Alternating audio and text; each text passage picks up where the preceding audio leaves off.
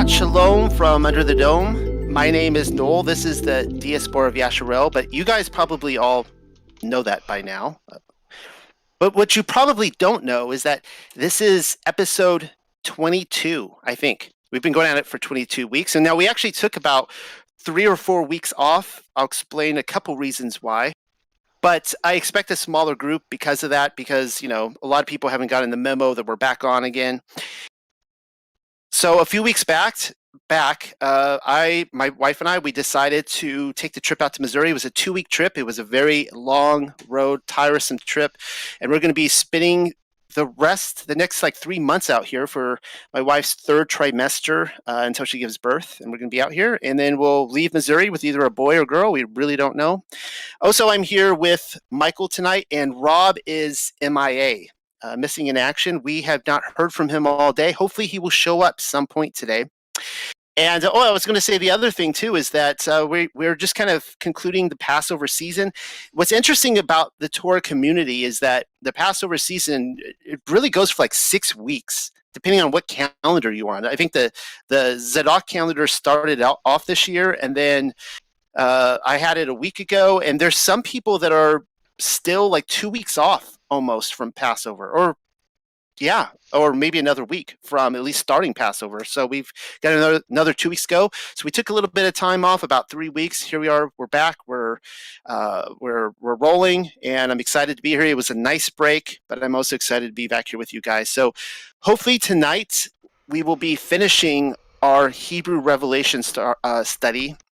I have to say, I feel a little off my game tonight because Rob is missing, and hopefully he gets here soon. Michael, how has your week been? You mentioned Zadok, so I was a week before you, so it was a normal work week for me, but it was great to get back into the flow of things. Yeah, we are, as I speak now, as the sun is getting ready to go down, we are finishing unleavened bread, and then it's back to the swing of things again. Then it's donuts tomorrow, you said?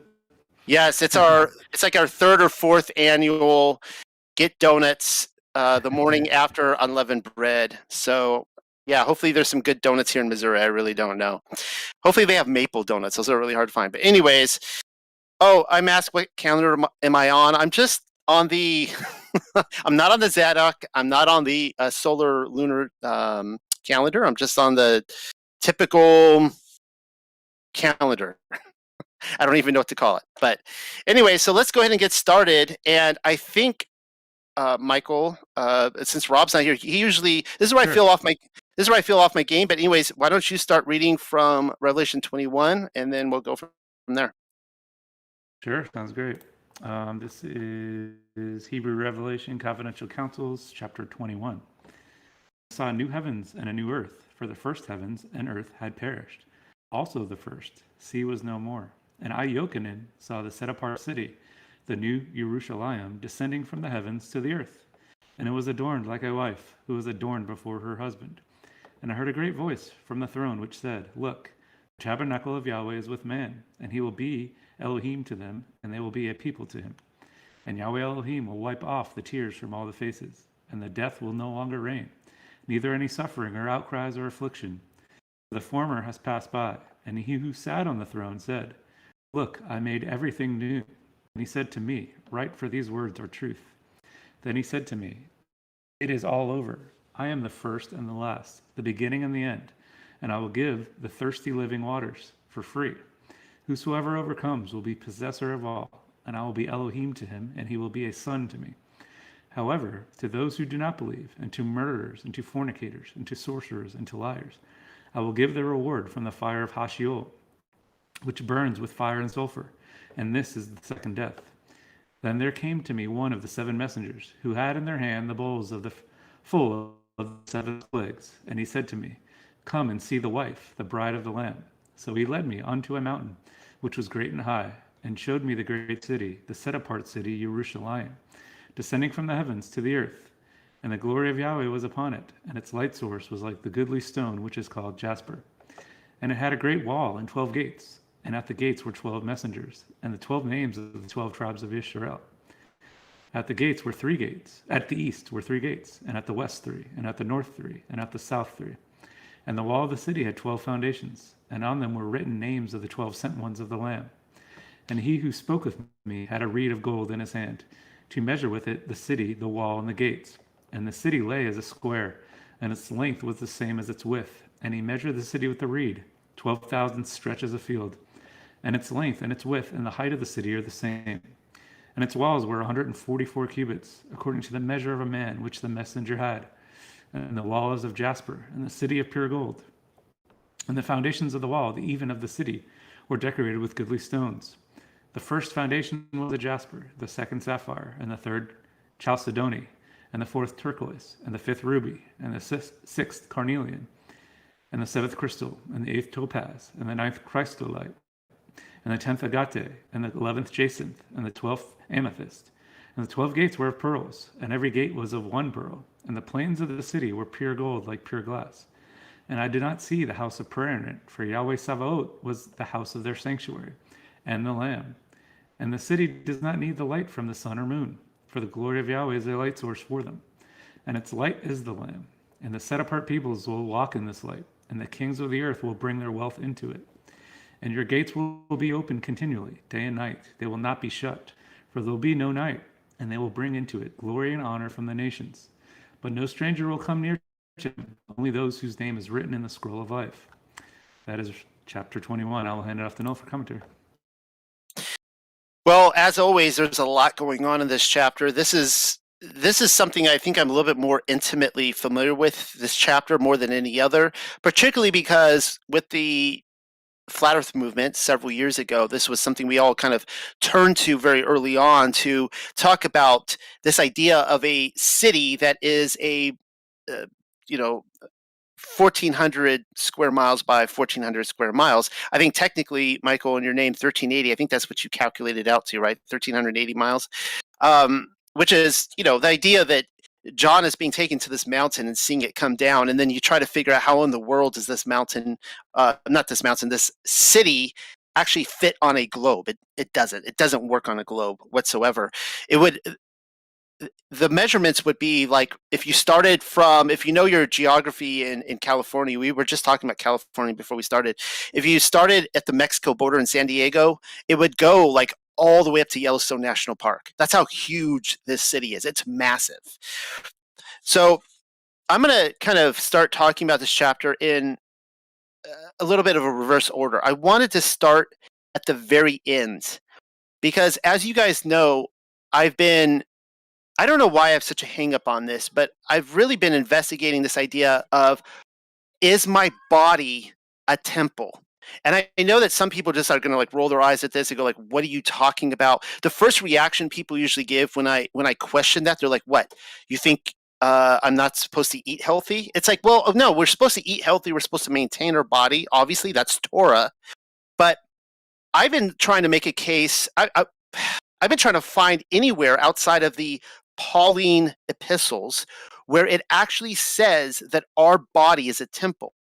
And it's interesting, I was just reading out of Leviticus today for our Torah portions, and the whole idea is on cleanliness and uncleanliness. And if you're unclean, don't you dare go to the tabernacle. Don't go to the temple. Don't defile the holy things, right? And so the question is that would be an abomination. So the question is, if my body is a temple and I'm unclean, am I now defiling the temple? I mean, there's some things that make me unclean that I can't help. So now, I want to stress here that I am not saying, okay, here's what I am saying. So far, I am only seeing this idea that our body is a temple as a Pauline doctrine, right? I'm seeing it exclusively in Paul's letters. What I am not saying is that Paul is wrong, okay? Whether or not he is right or wrong that our body is a temple, that's a little bit irrelevant to me as the fact that it is strictly a Pauline doctrine. You cannot find this anywhere else. And so if our body is a temple, then I will say this, John really fumbles the ball here because he has the best opportunity in Scripture, in this chapter, to just lay the case out. So let's see what it says in verse 22.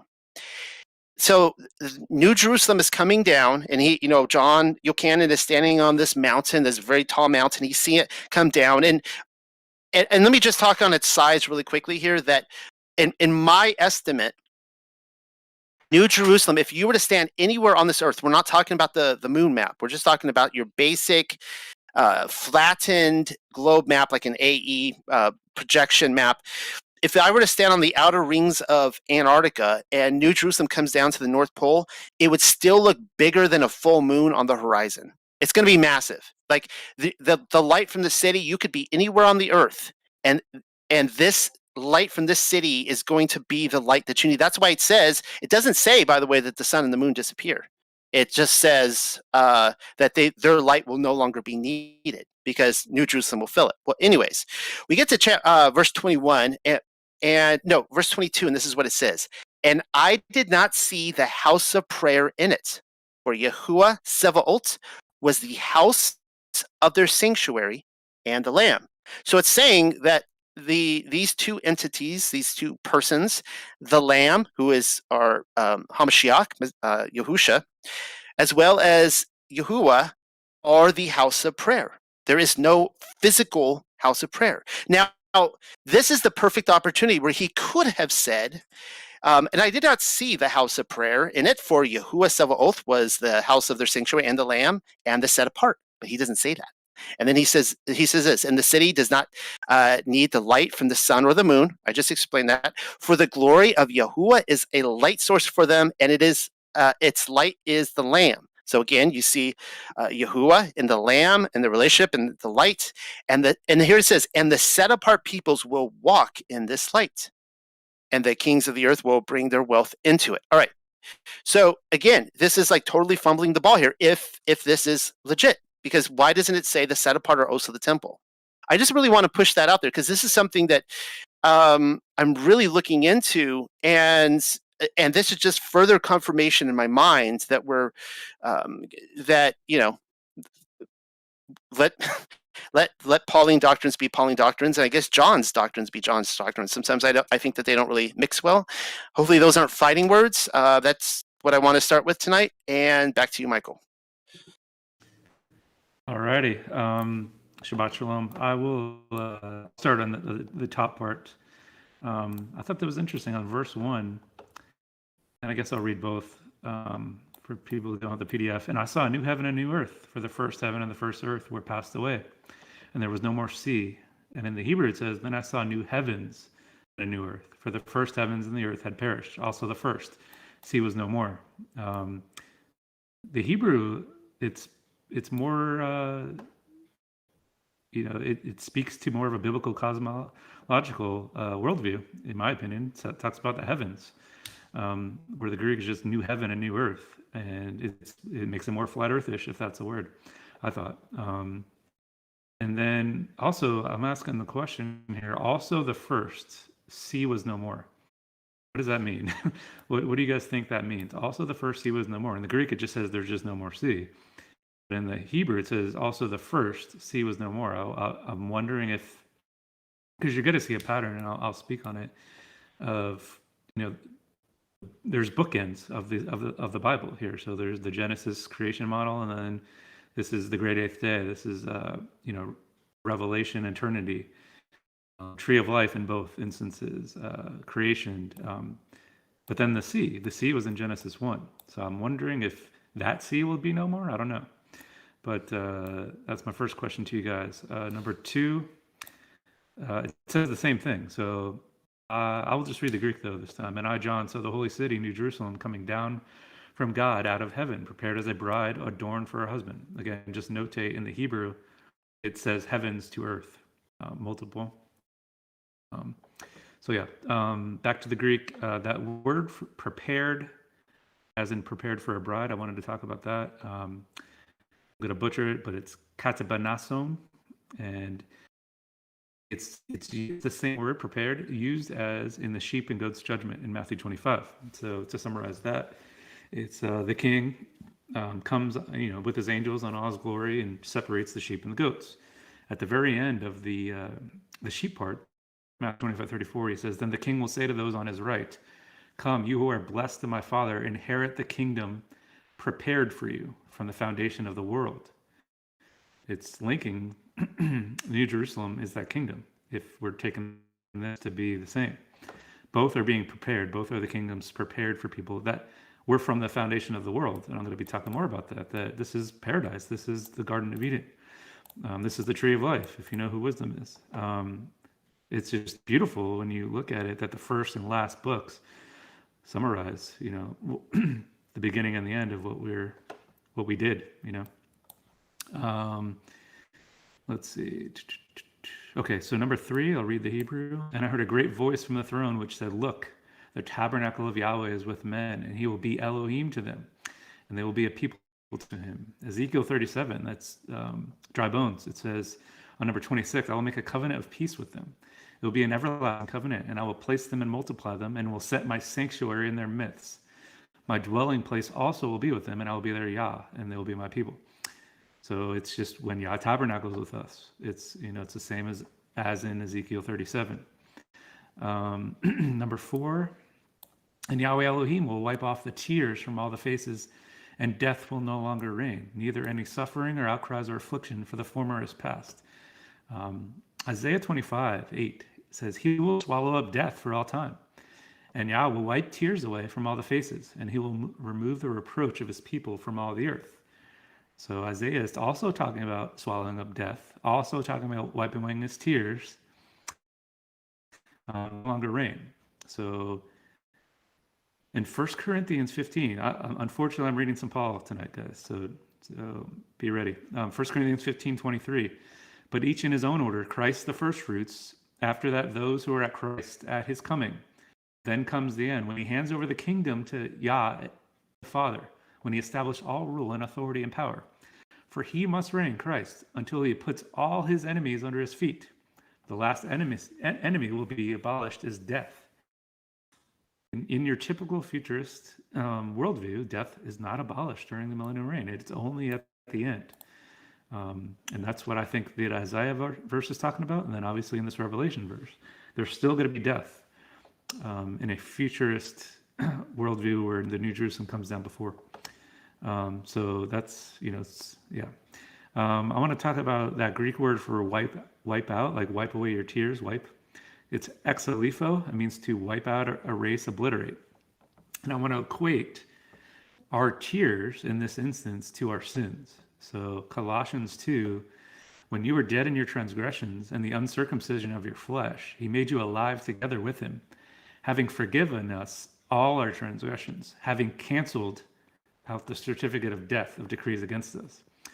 That word canceled is the same word as wiped out. So canceling our debt based on our transgressions, and when we are uncircumcised in our flesh, that's the same as wiping out our tears, is canceling of our debt. And then also in Acts 3:18, "But that which Yah announced beforehand by the mouth of all the prophets, that his Christ would suffer, he has thus fulfilled. Therefore repent and return, so that your sins may be wiped away."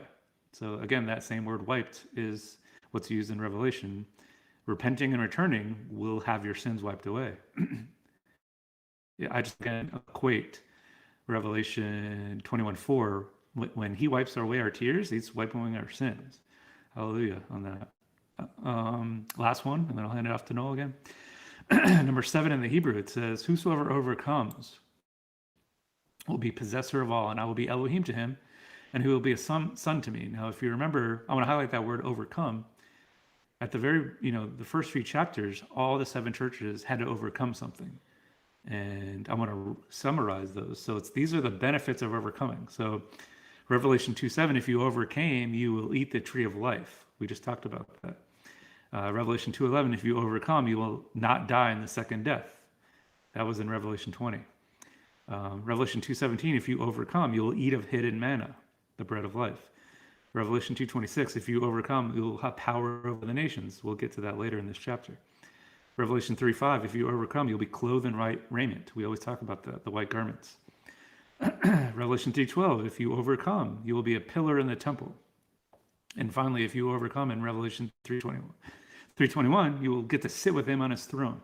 So I thought that was a good way to wrap up this first part. Whoever overcomes will be a possessor of all. And I think the churches do a good job on what that is. That's all I got for the first part. I will hand it off to Noel.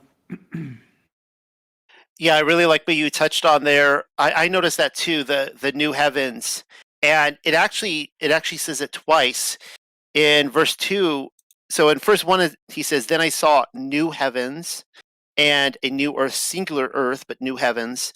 And then again, when he sees New Jerusalem descending down, it says, "From the heavens to the earth."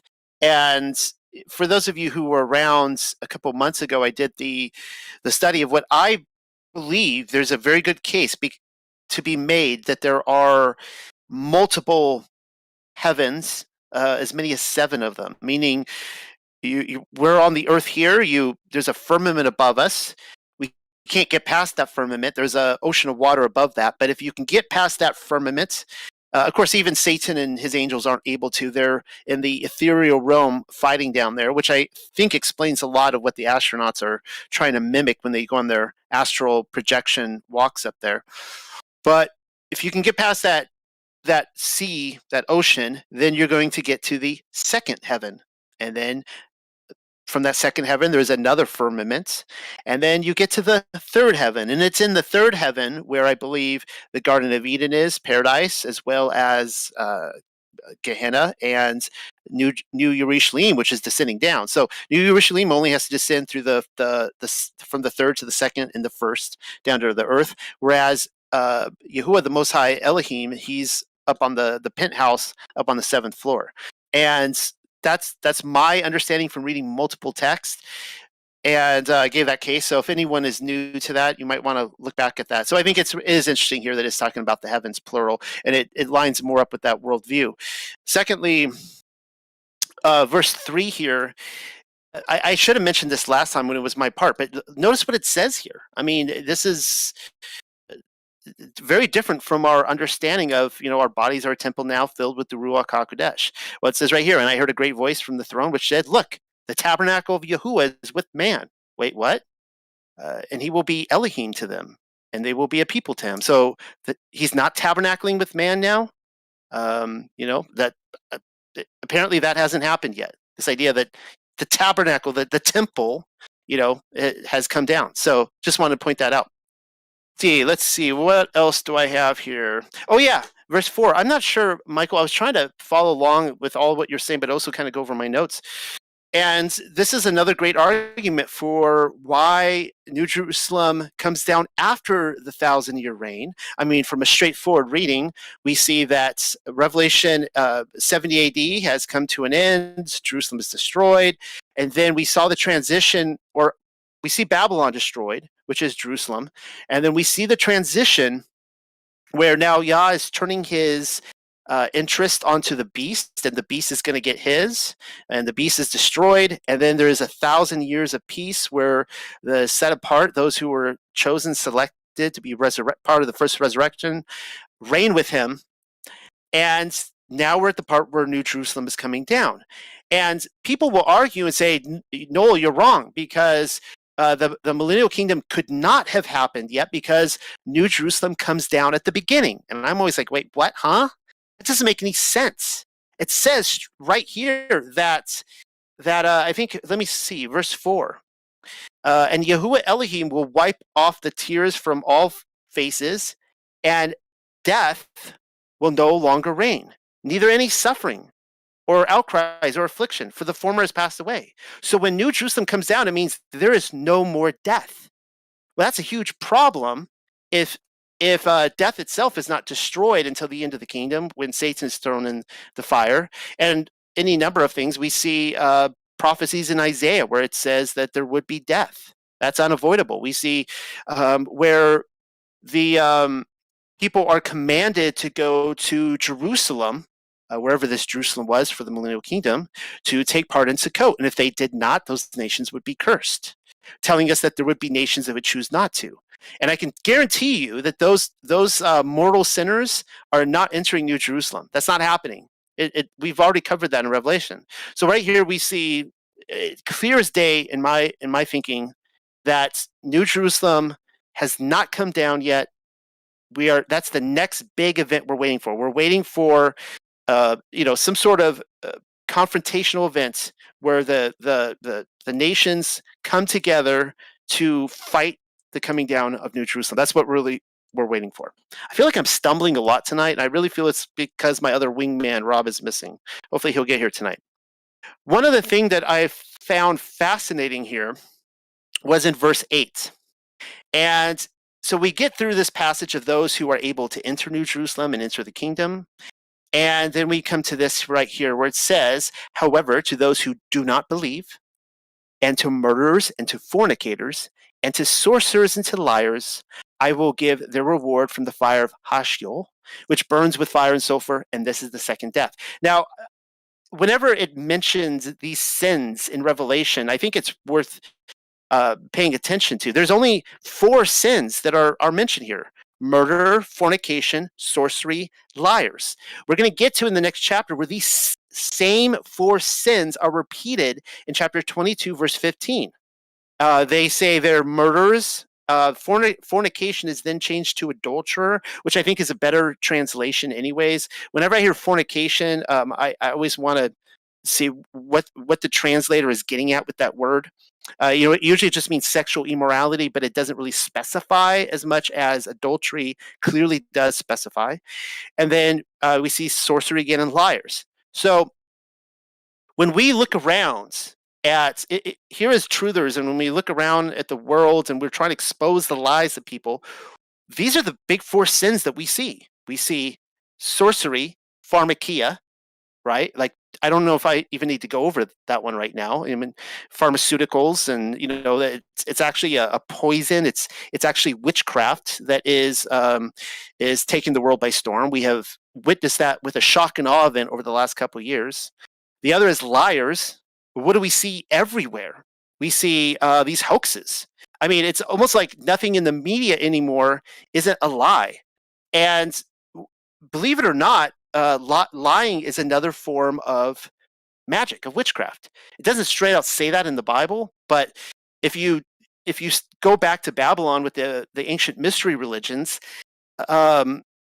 acting was considered, acting came out of Babylon, and it was considered a type of magic. You would put on a stage performance, actors would get up there, and the important thing was it had to be fake. It wasn't real. They had to fake it for the audience. And as they get up there and perform, and they cause people to respond with tears of joy or sorrow or fear or anger, laughter, whatever it is, the magic is doing its work. The spell is cast, and they are opening the actor works as a shaman, a spiritual shaman, to open up the door from this world to the next. And this is what we're seeing all over the world. It's called performance witchcraft. So whenever you hear like liar, liar, pants on fire, right? And the book of Revelation is huge on liars. It makes a huge emphasis on the liars are going to be cast into the lake of fire because the liars are deceiving the world.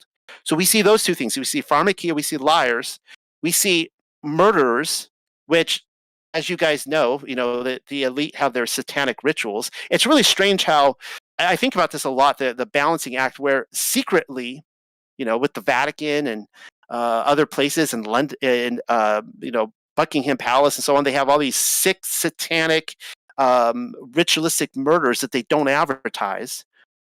But then what they do advertise publicly, most of it is hoaxes. Kind of interesting how that works. And then the last, of course, is fornication. I like chapter 22's identification a little bit better of adultery. It's a spiritual adultery against Yahuwah. But as you can see with the intel community, what they're working so hard to do is to destroy the family, to break up marriages. It's everywhere in music, in movies. I mean, they want to break up marriages, they want to break up families, and so on and so forth. And I'm going to hand it back over to Michael. But one other thing I forgot to mention that he brought up a really good point was in verse 1 where it says that the sea is no more. And here's my thought on that. John Q in here made a great comment. He said that sea can equate to Gentiles, which I think it from a metaphorical, symbolic, allegory, whatever, a picturesque revelation, I would say absolutely that's probably correct, that the Gentiles, the Goyim, will be no more. The only people that are going to be left on this earth are those who have crossed over. They're a Hebrew. They come from the house of Yasharel, which also will at this point include Yehuda. However, I think that there's something very literal to this too, that there will literally be no oceans, and they're going to get drained down to. I actually think maybe after the creation week, I can't prove this, but I kind of think that there weren't really oceans. They were maybe very big, like almost bigger rivers or something. I mean, I know we have whales and sharks and other things like that, but I almost wonder if the oceans we have today are post Noah's flood, and we're going to see those completely submerged down, and it's just going to be because we're going to have all this land for all the set apart to live on at that time. So that's my thought on that. Anyways, Michael, I'm going to hand it back over to you.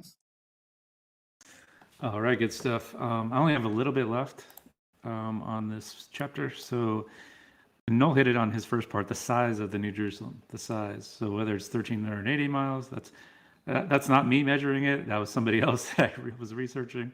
And I thought it was interesting number, so I chose that name. But some say 1,400, some say 1,500. But if it's around 1,400 to 1,380, and he's not in the room, but Dave, if you take Tampa, Florida, which is where I'm from, to New Hampshire, is where Dave's from, that's 1,400 miles.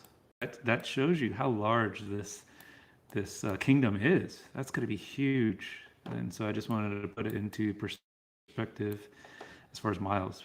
Tampa to New Hampshire. All right, continuing, I'm going to go on number 11. And the glory of Yahweh was upon it, and its light source was like the goodly stone, which is called jasper. I'm going to go back to the Greek because they both say light, but the Greek word for light, phoster, P-H-O-S-T-E-R, a luminary, a light. Philippians 2:14 says, "Do," and I think it's temple, not we're still supposed to be called to be lights. Do all these things without complaining or arguments, so that you'll prove yourselves to be blameless and innocent, children of Yah, above reproach in the midst of a crooked and perverse generation, among you whom you appear as lights in the world.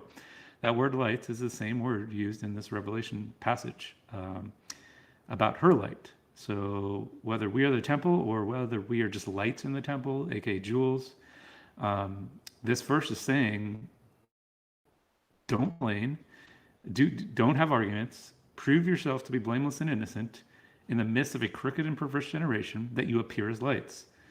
That's awesome, guys. That's what we're supposed to be doing in this wicked world that we currently live in, which will be the same light as the New Jerusalem has. Number 18. I'm going to read the Greek. It says, "And the building of the wall of it was jasper, and the city was pure gold, like unto clear glass." This will be my last word study on this chapter, but that word for clean is katharos, and it's also used in Hebrews 10:19, and I think it does a great job of just describing this. So therefore, brethren, since we have confidence to enter the holy place by the blood of Yeshua, by a new and living way which he inaugurated for us through the veil, that is his flesh, since we have a great priest over the house of Yah, let us draw near with a sincere heart and full assurance of faith, having our hearts sprinkled clean from an evil conscience and our bodies washed with pure water. So that word pure, that pure water, is the same word as this clear.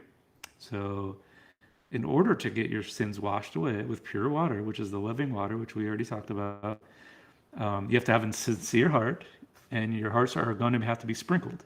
And so the city was pure gold, like unto clear glass. So it's all these analogies of this clearness, this wiping away of sins that Yeshua will do to us once we're resurrected, because he is our high priest. But again, just highlight the sincere heart. That's what we need to have in order to obtain this. Number 24, read both. "And the nations of them which are saved shall walk in the light of it." I'll only read that. And in the Hebrew it says, "And the set apart peoples will walk in this light." So I thought that was awesome and interesting. They turned it from nations to set apart people. The Greek usually keeps nations, because there's nations and then there's Israel.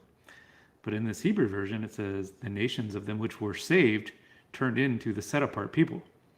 But it's interesting because then you go down in the Hebrew in 26, he says nations again. So I wish Ronit was here and she can look at the Hebrew to see if it's two separate words. And they will bring into it glory and honor from the nations.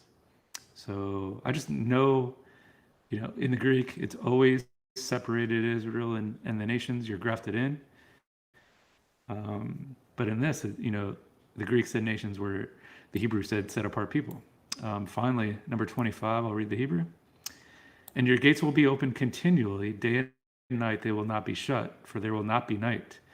I'm going to quote Zechariah 14 again. I thought it did an amazing job kind of summarizing this whole chapter. So Zechariah 14:6. In that day there will be no light. The luminaries will dwindle.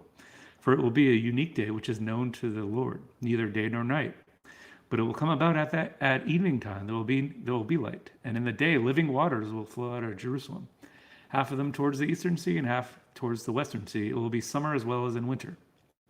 So again, there's no light. Luminaries will dwindle. Living waters will flow out of Jerusalem. We always talk about, Daniel and Revelation, Exodus and Revelation. Zechariah 14 does a good job at the very end, I think. So if you guys want to read that chapter. That's all I got for chapter 21. Hand it off to Noel. I like to quote from this chapter often because what we see with New Jerusalem is that there are 12 gates and there are 12 foundations. Now this comes from verses 12 through 14. So let's see what 12 says here. And it had a great wall and 12 gates, and at the gates were 12 messengers, and the 12 names of the 12 tribes of Yasharel. Now we don't know which of the tribes is left out here. As you guys know, that Joseph had two portions, Ephraim and Manasseh. So I don't know if it's Joseph and not Ephraim and Manasseh or what, but we'll find that out. But of course, it has the names of, I would assume, the disciples on it as well. The 12. Notice it's not a 13th gate. And I like to point out to people all the time that who do not see their identity as a child of Israel. They don't see themselves as grafted in through even Ephraim. And I like to ask people, well, which gate are you going to enter? And they always look at me like, just a blank face. They don't even know how to answer that. They've never even thought about that in their life.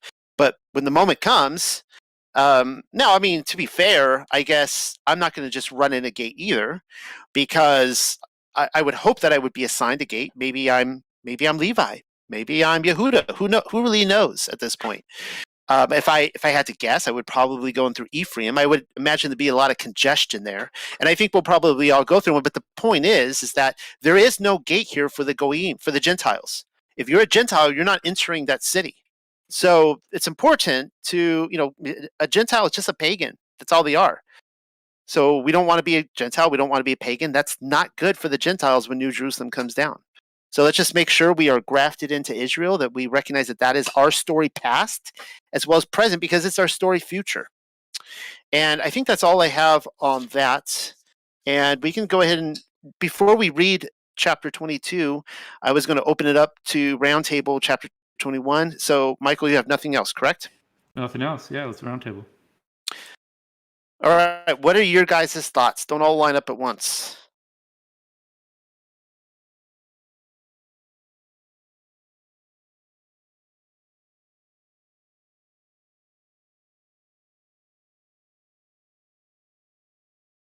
Don't all rush to the platform. Don't stampede over each other. Nobody has anything? Did you? I couldn't find exactly what I was looking for earlier, but the difference or the similarities between the priestly breastplate of the Levites and then the stones in this. What do you think about that? My only thought on that is that I never thought to make that connection. So that sounds really fascinating, that that there is a possibility, or a scenario in which the breastplate might line up. I don't know. Does anyone else have any thoughts on that?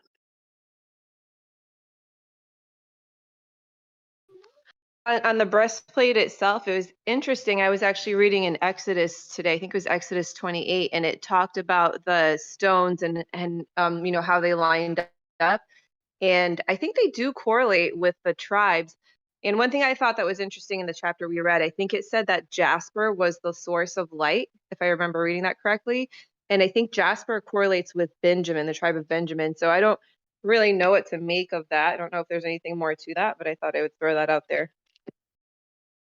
And I know it's I think it's Midrash, but they say that the breastplates and the tribes were based on when they were born. And then I saw a study that these breastplates in Revelation were linked to people, the apostles, as when they were anointed by Yeshua. So I couldn't find an exact exact match, but I thought that was interesting if it's similar. Without checking online, I know that there are 12 that go into the breastplate. So just like, obviously the 12 gates and so on and so forth. So again, we're missing a tribe. Does anyone know which one is being missed from the breastplate? We'll just call this biblical trivia. If somebody knows, please shout it out. Did anyone else have any thoughts on this? Oh, it's Dan. Is it Dan? See, if I would have guessed any tribe, it's Dan.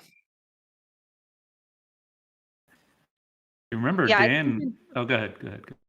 Oh, no, sorry. I was just going to say, I think in an earlier chapter in Revelation, I want to say it's 7. It is Dan that's missing, and Manasseh is the one that's added. Okay.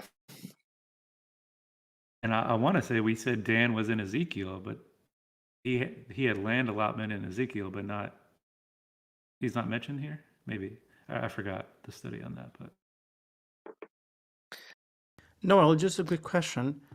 So, if I understand correctly, from the previous chapter, was it 19 and 20?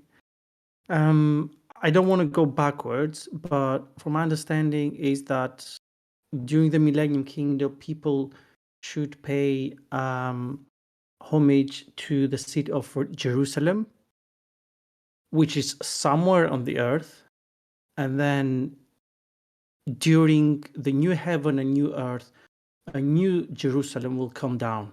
Am I right? That's my best assessment that I've come up with. That there is now. It was in this study that my whole world was blown, and I think maybe at the very end of this, and maybe Rob will be here at that time.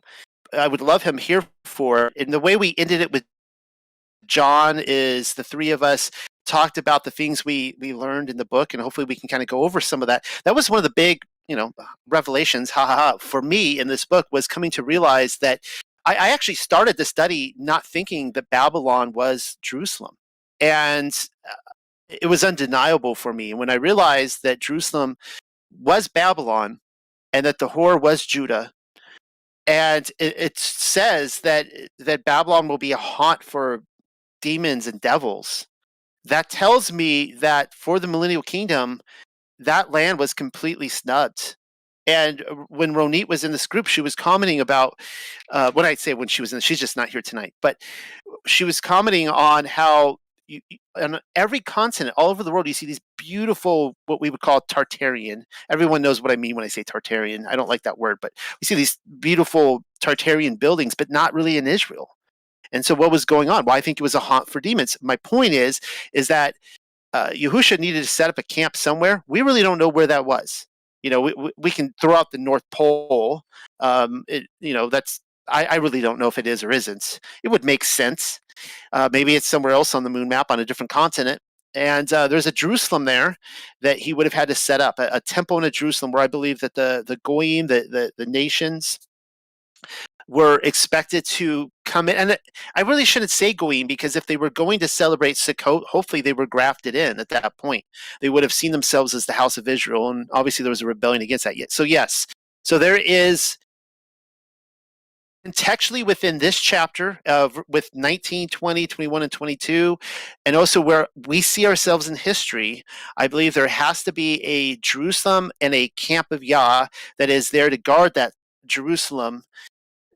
And it's almost like something out of Lord of the Rings, like something Tolkien would write, because it's such a grim picture that darkness surrounds the entire earth. Like they are surrounded by darkness. The kingdom has come down to this.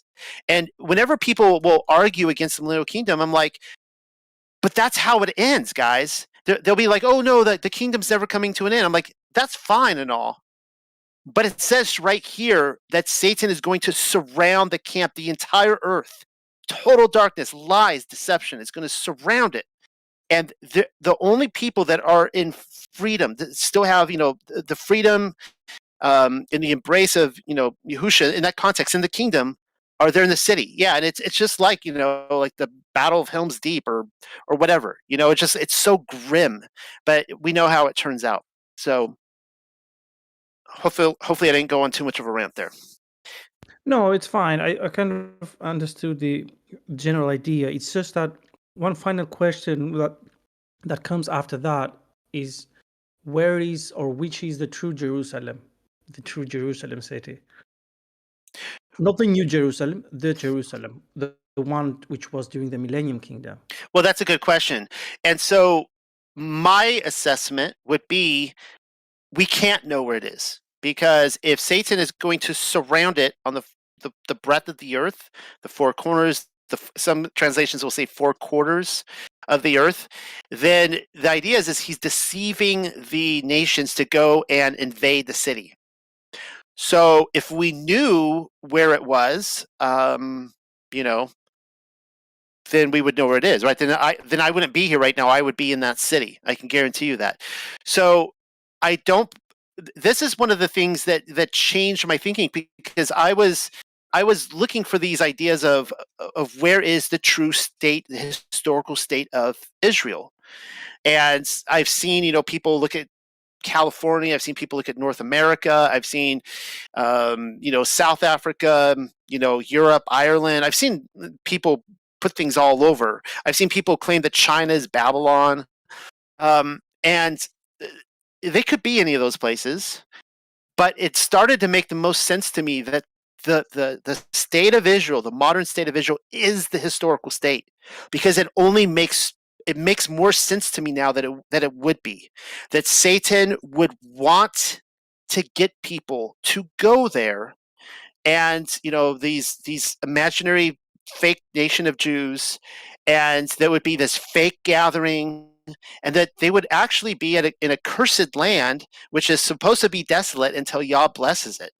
And that tells me I don't actually want to go there. I don't want to go there on vacation. I've been there twice. I lived there short term one time, worked on a chicken farm, but I don't want to go there on vacation. I don't want to go there until Yah actually, brings together his people. And I'm hoping that North America is not the promised land. I'm hoping it's not, because there could be a good case made that we're living in sin if we're here and we don't have a temple, we're not making sacrifices, we're not supposed to be here, blah blah blah. So, and that, I don't want to open up a can of worms there, or can of whoop ass, either on myself or somebody else. But yeah, and anyways, so all that to say is that I think that there's a good case to be made now that the state of Israel is the historical state. But wherever this Jerusalem is that Yah is still reigning from, or I should say Yahuah, it's nowhere we've been, and it's nowhere that is on the map. At least Hey, look who joined us. Who did? Is it Rob? It is. Oh, Hello. Rob is Central Time kicking his butt. How's it going? glad you can make it, Rob. Yeah, can you hear me okay? I can hear you great. All right, good. I'm not using my normal mic, so I just wanted to do a mic check. Well, Rob, we are going to be flipping over in the next several minutes to the chapter 22, and then ending the book. Was there something you would like to go over your own observations on chapter 21? Yeah, did you guys already read chapter 21? It's 9:00 on Eastern Standard Time, bro. You're an hour. Oh, Yeah. Wow. Now I wondered why you called me. Okay. Yeah. Okay. Yeah, I can add the 21 if you guys got the time right now. Sure. Let's see here. All right. So what I'll do here is I'll start with a few things here. is on 21. I wanted to point out regarding the new heavens and new earth. We see here that I'm not going to read everything since you guys already read it, but I wanted to highlight whosoever overcomes will be possessor of all, and I will be Elohim to him, and he will be a son to me. And then it says, however, to those who do not believe, murderers, fornicators, sorcerers, and liars, I will give the reward from the fire of Hashiol, which burns with fire and sulfur, and is the second death. So I just wanted to emphasize that the overcomer possesses all, and here we see when it talks about when it comes to the new heavens and new earth, the overcomers will be the ones who possess it. And then second here, I want to add is regarding the former things. Now we see here the former things when Yahweh Elohim will wipe away the tears from all faces, and the death will no longer reign, neither any suffering or outcries or affliction, for the former has passed away. So the former has passed away in this scenario, what he's talking about. If you look at Isaiah 65, 17 through 25, I believe that it relates to this view. And I don't know if you guys covered this or mentioned it or even thought about this, but we see here that it says in 17, for behold, I create new heavens and a new earth, and the former things will not be remembered or come to mind. So once again, it's talking about the new heavens and new earth, what Isaiah is prophesying here.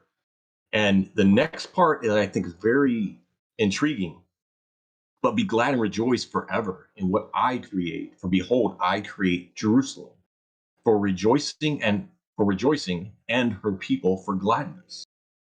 And that Jerusalem is the New Jerusalem. And in 19, I will also rejoice in Jerusalem and be glad in my people. And there will no longer be, so we're talking about the former things being passed away, that was just mentioned in Revelation, no longer be heard in her the voice of weeping, the wiping away the tears, the sound of crying. No longer will there be in it an untimely death, okay?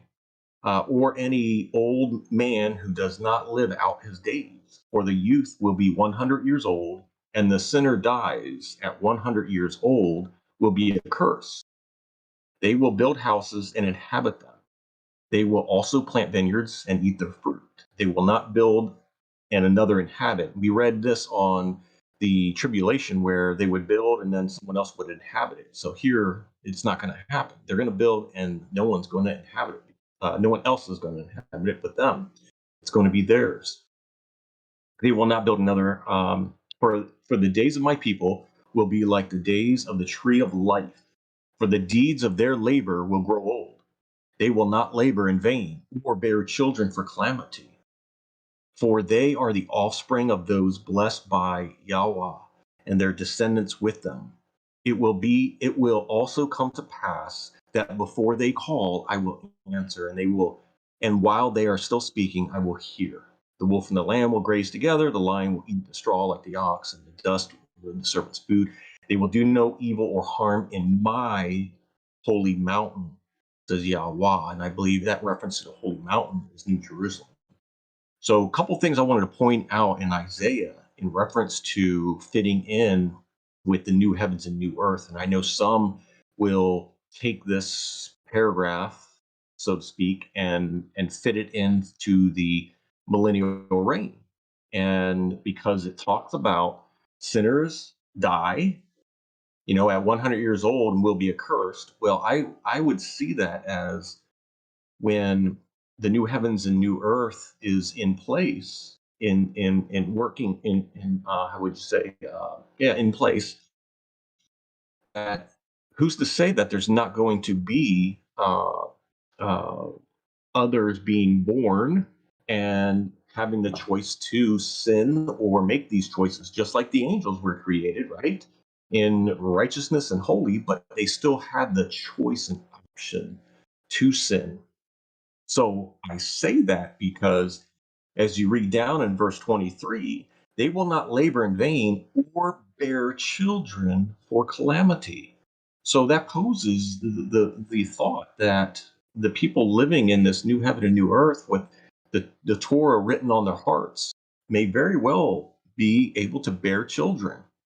And that children will be the offspring, as it continues, for they are the offspring of those blessed by Yahweh and their descendants with them. So to me, reading this, it appears that they will be offspring in this new heaven and new earth time era if you're fitting in this Isaiah 65 passage with it, which I believe it fits. And that there can be the choice of sin, because you see, if one person is 100 years old, which is considered young, and they are accursed because they chose to sin, they chose to walk away. They as the fallen angels had that choice and did so themselves. So I wanted to bring up this match to Revelation that maybe no one really talks about or considers, but I think this is something that should be weighed and looked at as a explanation for Isaiah 65, right? Uh, then I want to add, and I hope that was helpful. Hopefully I explained that well for people to review and think about and digest. So next one I want to talk about is the glory of Yahweh. Okay, we read here in Revelation 21, 9 through 11, come and see the wife.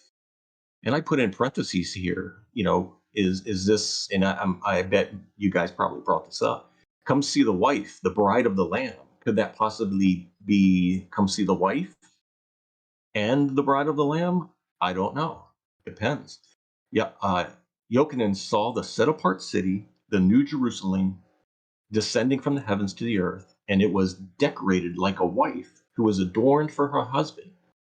Then a great voice from the throne said, the tabernacle of Yahweh is with man. So the tabernacle to me is the set apart city, New Jerusalem. It will tabernacle with man, and he will be Elohim to them, and the glory of Yahweh was upon it. That's what I'm going to touch on here. The glory of Yahweh. I don't think many people talk about this. So I believe that the glory of Yahweh referenced here is in Proverbs 25:2. We read, it is the glory of Yahweh to conceal a matter. Okay. And I know Noel and Michael here will pick up on this, is that concealing a matter and revealing things. Well, that is the Ruach HaKodesh. That's wisdom that is a teacher, is the helper that reveals things. Okay, so we see that in Proverbs 25:2. The glory of Yahweh conceals matters. Let's read further. John 11:4.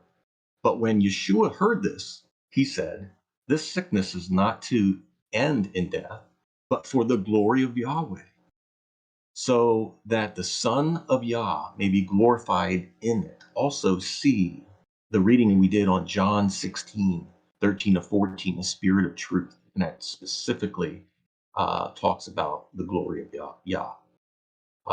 John 11:40, Yeshua said to her, did I not say to you that if you believe, you will see the glory of Yahweh? So we know that those who truly believe are then indwelt with the Ruach HaKodesh upon true faith. So here I'm tying in the glory of Yahweh to that. Acts 7:55.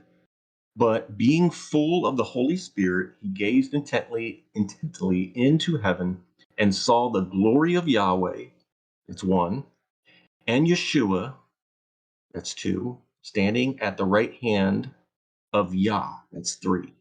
So we saw three entities, in my opinion. The glory of Yahweh being the Ruach HaKodesh, Yeshua and Yah. And then Romans 3:23, for all have sinned and fall short of the glory of Yahweh. Well, if you have sinned, you fall short of the glory of Yahweh, which is Ruach HaKodesh, which is being part of Israel, which is being born into the as a child of Yah. My opinion, that is what I see as the glory of Yahweh in this in this passage. And the next part, I want to quickly talk about 12, the number 12, and I bet Michael hit on this one. So I'm not going to go deep into this, but I'll drop the slide into the group that you can see all the points of 12 in it. 12 gates, names, tribes, foundations.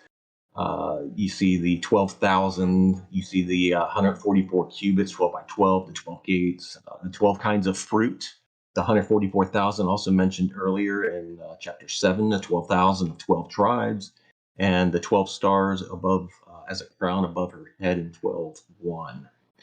So that was it on the 12s. And lastly, I don't know if you guys talked about some of these other pieces, but when it talks about the New Jerusalem, I had a couple imagery pieces that I wanted to drop and just share. I know that we talk about a cube, and I wanted to put in there possibly the imagery of a pyramid. As you see the pyramid I just dropped, that could be an option. And then you see here other options of a pyramidal type of structure, could be possibly looking like that. And then we see the cube, and this cube I'm dropping is another one that is favored out there, that could be an imagery of the New Jerusalem. And then we see it here on somewhat on a flat earth plane, if you will, on there as a, gives you, I guess, I don't know if that's, an exact size or whatever, but it's a good imagery to think about. And then lastly, I wanted to drop this image, which I got from a website, which went into very detailed information on it, but not to say that I believe any and all of this, but I think these are some things that are interesting to review and look at, being that these 12 gates may possibly not just be 12 gates around the bottom, but they could be a gate on each layer of 12 going up. So I think that's an interesting model also, for possibilities of describing this. I think that if we keep an open mind of what this could be and different possibilities of it, then we may not be so surprised when we actually do get to see it. We can rejoice.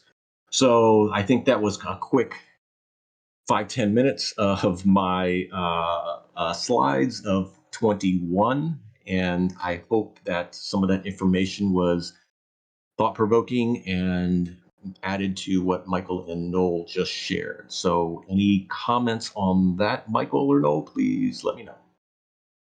That I have never thought of New Jerusalem before with the multiple layers, and that's really fascinating because it you could see in that model how each of the 12 tribes obviously would get their own ground or their own floor all to themselves, or as John says in here, an all-inclusive resort. Now, what I wish I had done um, before doing this tonight was one of the Dead Sea Scrolls actually goes into great detail of describing what New Jerusalem looks like. And I don't even want to say what it is at this point. It's been a few years since I read it, but I wish I would have gone back and read some of those details, and not saying that they had that was, truth, what they were saying, but all the same, it would have been a very interesting Hebrew perspective of what the city would have looked like. Michael, do you have anything else you want to add before we move on to the next chapter? Nothing for me. Good stuff, Rob. Yeah, that was great stuff, Rob. Now, I'm sure some people maybe have some comments they want to add, but let's save it for the next roundtable. So with that, let's go ahead and finish Revelation with Revelation chapter 22. And Rob, I'm wondering if you would like to read it for us this time, and then Michael, you can start with the commentary right away. Yeah, that'd be great. Sure. I'm definitely off on my time, so I appreciate it. Okay. Confidential Counsels with the Hebrew Revelation chapter 22. Then he showed me a stream which was full of living waters, and it was pure like crystal, coming out of the throne of Yahuwah and the Lamb. And in the midst of the plains, even beside the stream, there grew up on its bank, on this side and on that side, every tree of food, even the tree of life. And on it were 12 kinds of fruit, and its fruit was for food, and its foliage for healing. And there will be no more destruction, but the throne of Yahweh and the Lamb will dwell in it, and his servants will serve him, and they will see his face, and his name will be written on their foreheads. And in it the sun will no more be for light by day, neither for brightness will the moon shine for you, but Yahweh will be an eternal light for you, and your Elohim will be your glory. And he said to me, these words are truth.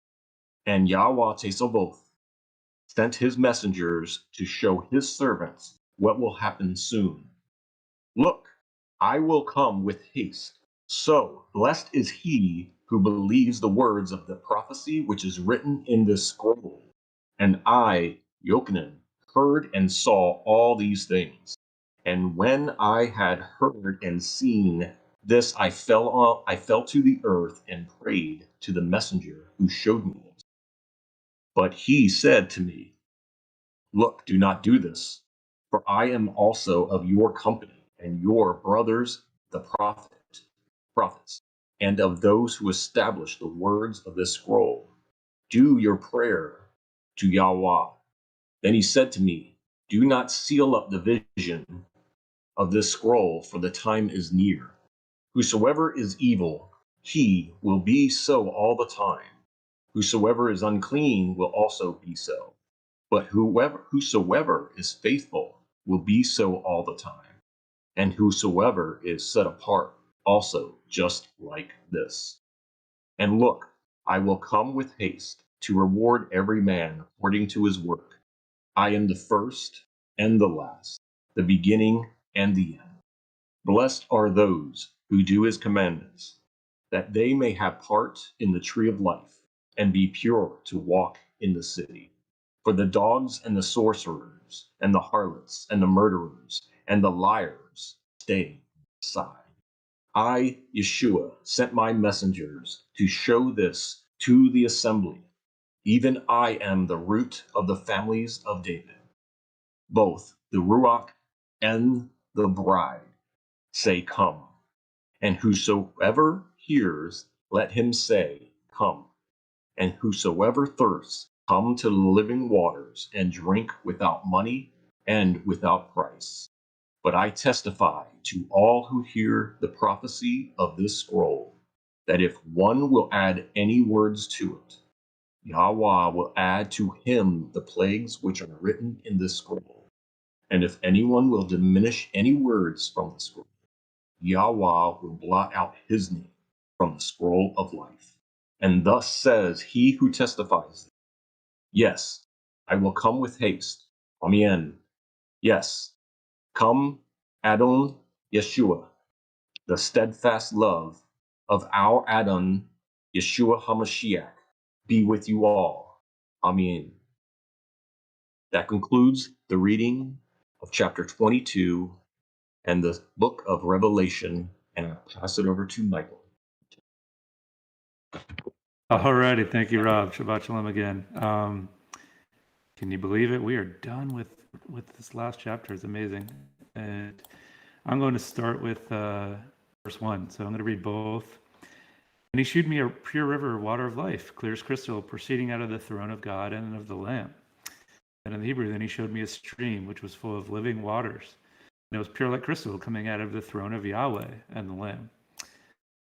If you recall in our John study, Yeshua met the woman at the well, right? He told the woman at the well if she drank of the water he gave her, she would never thirst again, John 4:14. This is the water he was talking about here. This water possessed life-giving powers. Also, the word, back to the Greek, the word pure, I forgot, it was either pure or clear, is lampros. Definition: bright, shining, magnificent, bright, splendid.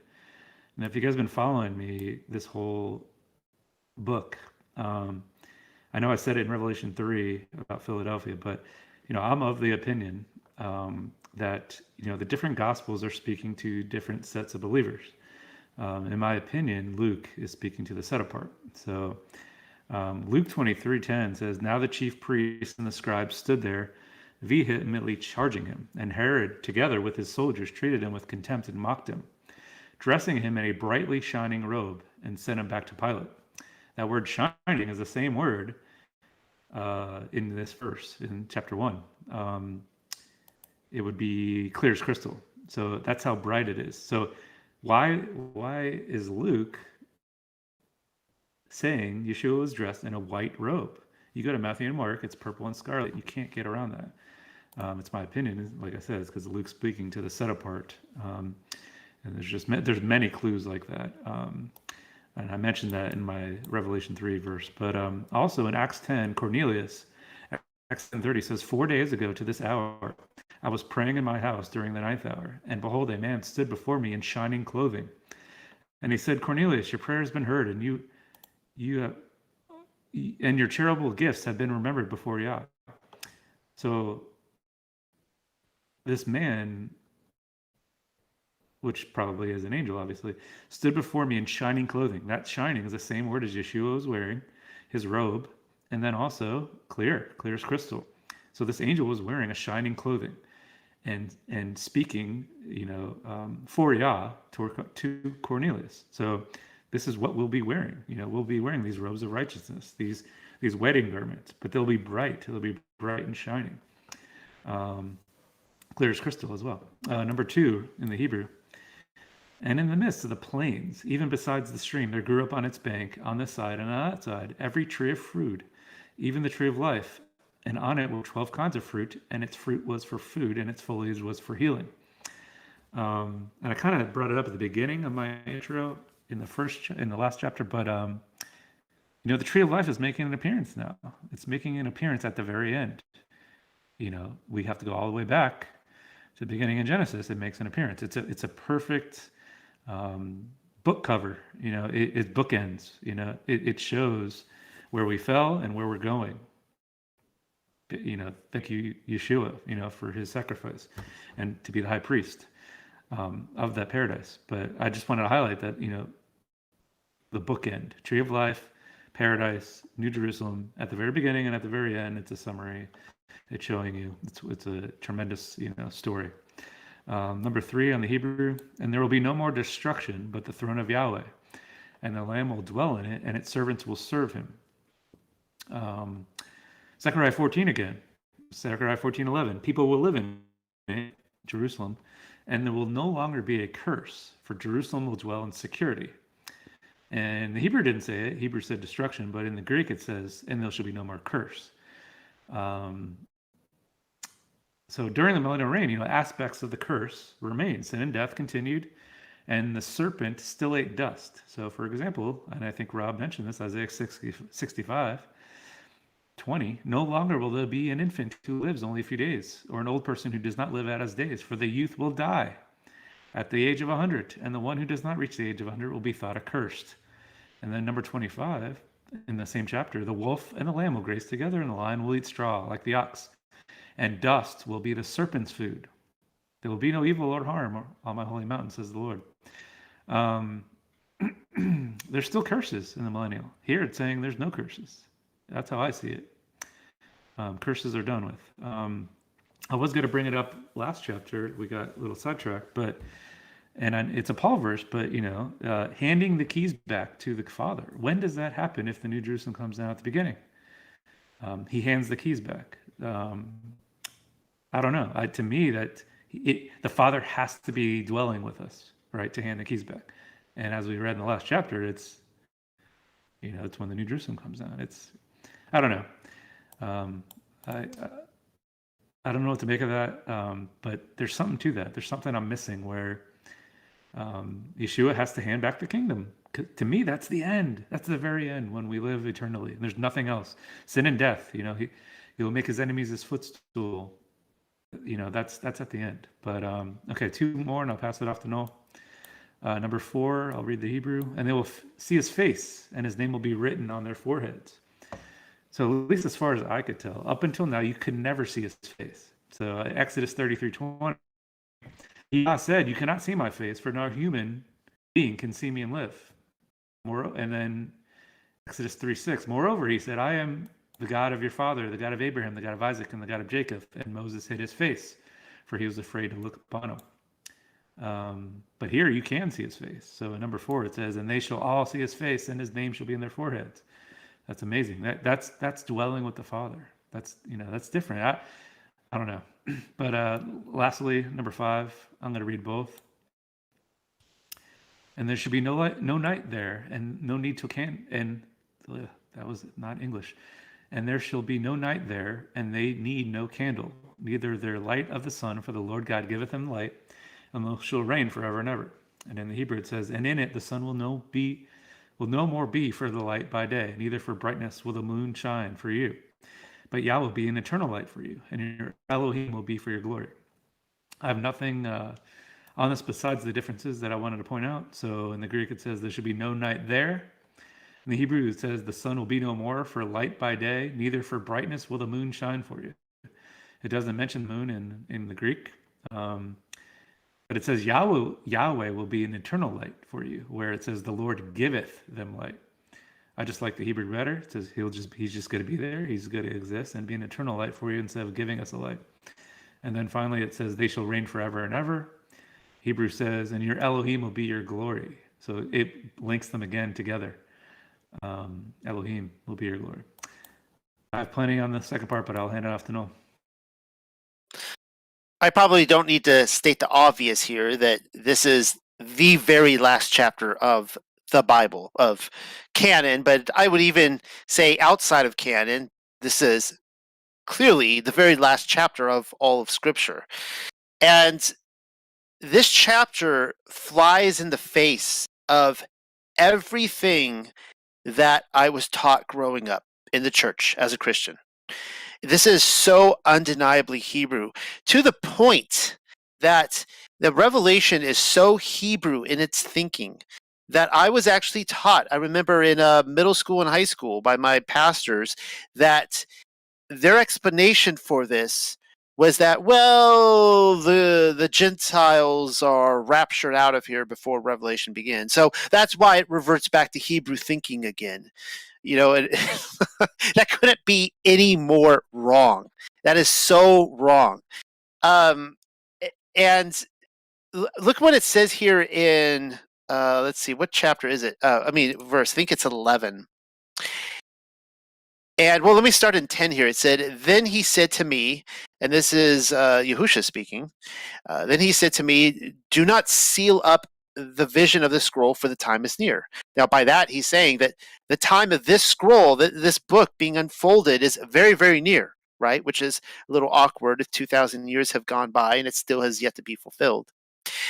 And then it says this, "Whoever is evil, he will be so all the time.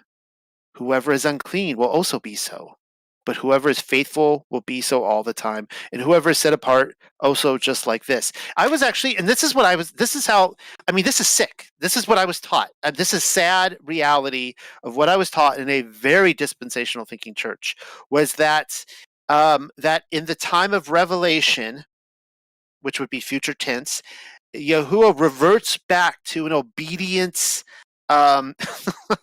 type of scenario where Christians don't have to be obedient. We've got grace. We're good. But when we're raptured out of here, we're going to return to this. And, it's interesting. Yahuah-Ch is saying here, like, yeah, those people who are evil are going to remain evil. Those people who are unclean are going to remain unclean. But you, if you are faithful, you will be so all the time. And this is the contextually here that these things are about to unfold. And then even more of a slap in the face is at the very end. It says, "But I testify to all who hear the prophecy of the scroll that if one will add any words to it, Yahuwah will add to him the plagues which are written in this scroll." Which means adding anything to change the explanation, to conform it to your Talmud, your Christian Talmud. And then if anyone will diminish any words from the scroll, scroll. Yahuwah will blot out his name from the scroll of life. And that takes me back again to my theme verse, Revelation 14:12. You know, the perseverance of the set apart are those that keep the Father's commands and the testimony of Yahusha.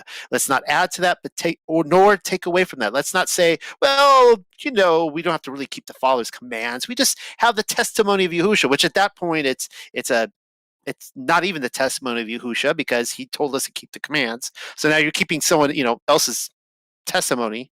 I'm rambling at this point, but I love the way this chapter ends. It is such an amazing ending to the Bible. I will say before I hand this over to Rob, and I'm curious what Rob and Michael have to say about this, because I remember in their feminine Ruach HaKodesh study, they talked about the fruit of the tree and the fruits of comparing it to the fruits of the Spirit, and that there are, I think, 12 of them, correct? Well, this is where I really wish Ronit were here tonight. I was planning on her reading verse 2 in the Hebrew and telling me what she thought about this, because the translators of this book, now she would really butt heads with the translators of the book, because they have one way to look at this, and she has another. But they put in their notes here specifically that the 12 kinds of fruits are not referring to the tree of life.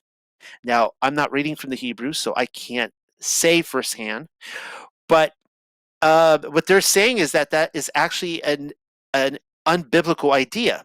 This would go back to Torah, where you are not to have more than one type of seed in a field. You're supposed to separate them. And so they ask the question, why does the tree of life get to have 12 different types of fruit on it if you can't mix in any ordinary situation? So what they're pushing here in verse 2, according to their translation, if you read it very carefully, is that they're stating that it says there grew up on its bank, on this side and on that side, every tree of food.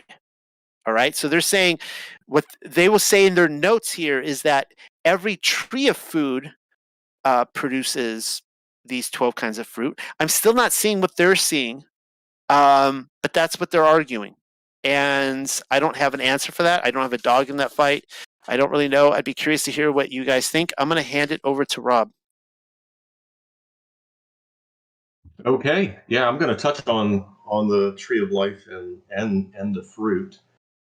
But first, I want to start with this part about the fruit, about bearing fruit. And we see here that in John 15:16, you did not choose me, but I chose you and appointed you that you should go and bear fruit, and that your fruit should remain, so that whatever you ask the Father in my name, he might give you. So I'll start with that.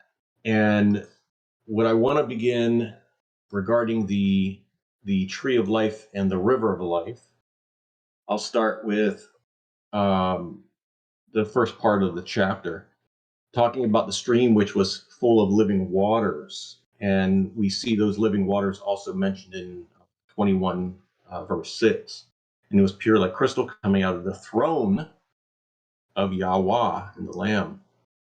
And in the midst of the plains and beside the stream, there grew on a bank, as Noel just mentioned, every tree of food, even the tree of life. And on it were 12 kinds of fruit. All right. And it was for food and for foliage for healing.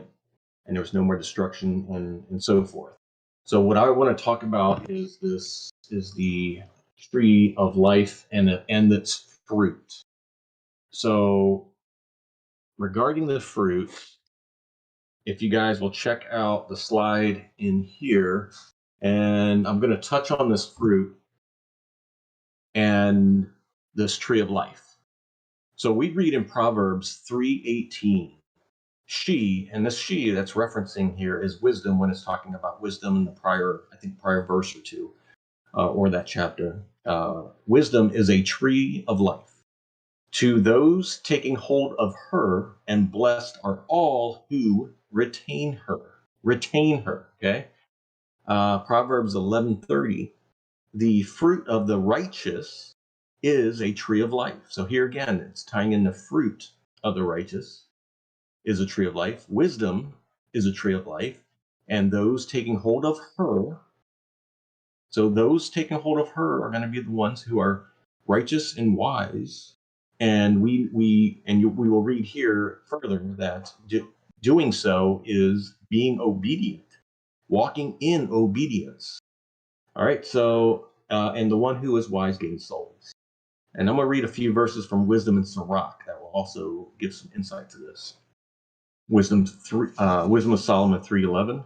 For he who despises wisdom and discipline is miserable. Their hope is void and their toils unprofitable. So it's talking about those who despise wisdom. What happens?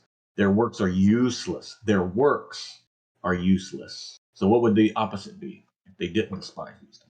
They would have good works if they loved wisdom and followed it. For good laborers, in verse 15, good laborers have fruit of great renown.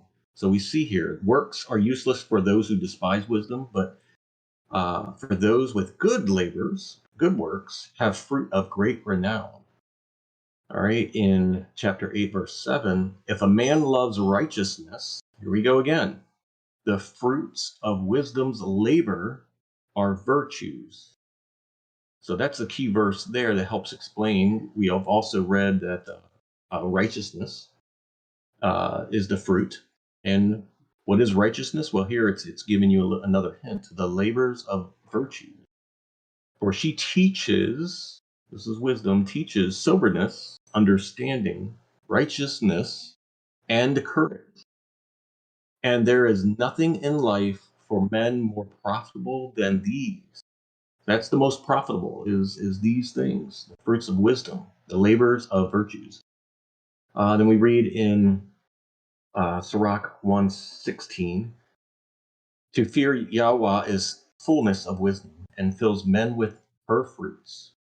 19:18, to fear Yahuwah is the first step to be accepted of him, and wisdom attains his love.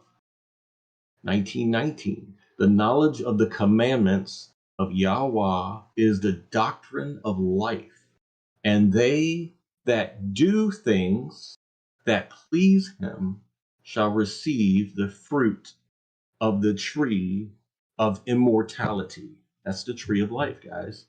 So we see here not just the knowledge of the commandments, but it's saying here, they that do things that please him shall receive the fruit of the tree of immortality. And then 19:20, the fear of Yahuwah is all wisdom, and in all wisdom is the performance of the law and the knowledge of his omnipotence. So we see here that the fear of Yah is all wisdom, and it's all about performing. It's all about doing. It's all about obedience. And this obedience should be done out of love. For Yeshua says in John that if you love me, you will do my commands. So I just want to emphasize that. And lastly, Sirach 40:27, fear of Yahweh is a fruitful garden and covers him above all glory. All right. So that's what I wanted to cover on the fruit. And what I'll do here is I'm going to drop also another slide on the fruit of the Ruach is righteousness. And what I did was I went in through several verses to pull up the fruit when it's talking about righteousness. What is the righteousness? What is its fruit? And we see in I'm pulling from Galatians 5, 1 Timothy 6, and Philippians 1. When it's talking about righteousness and descriptions of the righteousness. And so I listed 12 here from these verses that fit in love, peace, patience, joy, kindness, goodness, humility, and self-control. Those are two big ones. Fidelity, edification, piety, and forgiveness. We know that everyone having been born of Elohim does not sin, but the one having been born of Elohim guards himself, and the wicked one does not touch him. We read that in 1 John 5:18 and 3:6 through 9. So we must keep and walk in these virtues if we love him, because if we are not doing so, what will we be doing? Well, we have the fruits of the flesh. And I just dropped the fruits of the flesh and verses regarding those. We got hostility, debating, jealous, rages, contentions, divisions, disunion, envies, intoxications, debauchery, lewdness, adultery, harlotry, idolatry, sorcery, murders, uncleanness, and the things likened to these. So these are the things that are obvious that we do not entertain, and do not be around. For these things are only going to pull us off our path of showing him that we love him, and that we can let go the things of this world and the things of the flesh and walk in peace, joy, and harmony. So that's what I want to touch on: the tree of life, the fruit, and of righteousness. And then I'll have one more slide as we come back around. Over to Michael. Hope that was helpful to all, and over to Michael. All right, great job with wisdom, because I did not touch it on this one. Shocking, but you did a good job with that. But I wanted to point out too, on the wisdom part, that and I don't know if you guys see a trend, but I always try to do this. But your fruits, the fruits of the Spirit are internal. There are internal things. Fruits of the flesh are internal as well. Patience, love, kindness. That's what I'm trying to say. It's like you're judged by your fruits. He's the, the Father is the farmer, right? He's going to be picking fruit based on your fruit, right? So he's judging your heart more so than your works, right? Your works are the next level of your heart. But okay, so, and then obviously based on our wisdom study, wisdom is the only spirit with fruit. It's the only one I found. You can find another one that trumps all what we've revealed, but wisdom in multiple places says she has the fruits. Okay, so continuing on number 12, I will read the Greek. And behold, I come quickly, and my reward is with me, to give every man according as his work shall be. So that word reward, so, we're talking about heaven here, guys. We're talking about rewards here. So that word reward is Strong's 3408, mistos, wages, pay, wages, salary, reward, recompense. It's also used in Matthew 5. So blessed are you when people insult you and persecute you and falsely say all kinds of evil against you because of me. Rejoice and be glad, for your reward is in heaven is great.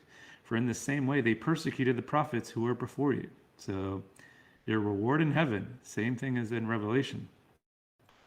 And it's saying in Matthew, you're blessed when people insult you and persecute and say false things about you. Rejoice and be glad, for your reward in heaven is great. They did the same to the prophets. And then in Luke again, Luke 6:23, rejoice on that day and jump for joy. For behold, your reward is great in heaven. For their fathers used to treat the prophets the same way. But love your enemies and do good, and lend, expecting nothing in return. And your reward will be great, and you will be sons of the Most High, for he himself is kind to ungrateful and evil people. So again, multiple times you're getting a reward in heaven, because and he's trying to, relieve us that they treated the prophets the same way. So what he says to do is love your enemies and do good. Lend, expect nothing in return. Be kind to the ungrateful and evil people. These are our directions. These are our orders. We'll get a great reward in heaven. So one of my little pet peeves that bothers me is that it's the rewards aren't taught in the churches. They're not. Everybody's taught salvation is equal. And in a way it is in that instance, but there's layers once you're in the kingdom, there's different layers, and you should want to strive. You should want to strive. There's nothing wrong with striving and trying to gain more rewards. because look what you have to do. You can't be prideful in doing it, you know. You have to be humble and meek and have the fruits of the Spirit and be kind to your enemies and lend without expecting to receive anything. Okay, so off my soapbox there. Number 14. Blessed are they that do his commandments, that they may have the right to the tree of life and may enter in through the gates into the city. And in the Hebrew it says, blessed are they who do his commandments, that they may have part in the tree of life and be pure to walk in the city. So I thought it was interesting when I was going over the interlinear. Most versions say wash their robes instead of do his commandments. The interlinear as well. So the KJV took, they went rogue, but then I thought it was interesting that the Hebrew did the same. So pretty much the KJV is the only Greek one that says that. Most of them say wash their robes, and obviously you can say it's the same thing or similar, but I just thought that was interesting. Also, the difference would be, and I like the Hebrew better, it says to be pure to walk in the city. That's pretty cool, where it says, in the Greek, enter through the gates into the city. You have to be pure to walk into the city. And then this verse started with blessed. So if you recall, the very first chapter of Revelation, I said there were 7 beatitudes, 7 blessings in Revelation. This is number 7. So in the Gospels, everybody knows about that. Blessed are the meek. But most people didn't really catch that there's beatitudes in Revelation. And I just want to point out that this is the end. This is the last one. Number 15. I will just read the Hebrew, I guess. For the dogs and the sorcerers and the harlots and the murderers and the liars stay outside. In the Greek, it doesn't say that. It says, maketh a lie.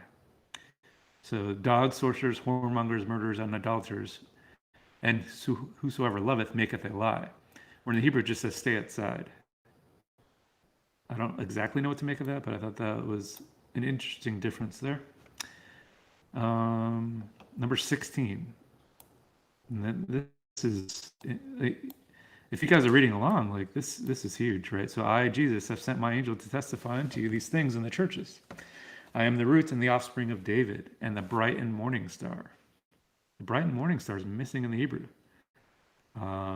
So if we go back to Revelation 2:28 in the Greek, and he shall rule them with a rod of iron, as the vessels of the potter are shattered, as I also received authority from my Father, and I will give him the morning star. So he's not the morning star. Everybody makes this big case of, Satan is the morning star as well. Lucifer is the morning star. But in the Hebrew, he's not. Yeshua is not the morning star. That could mess up some, theology out there. And I went back to the Hebrew 2:28 in Revelation, and it says, it doesn't say morning star. It just says, so I will give him the light. So I will give him the morning star. I will give him the light. I don't know. I'd have to check the Hebrew where it says Lucifer is the morning star, maybe, and check that out.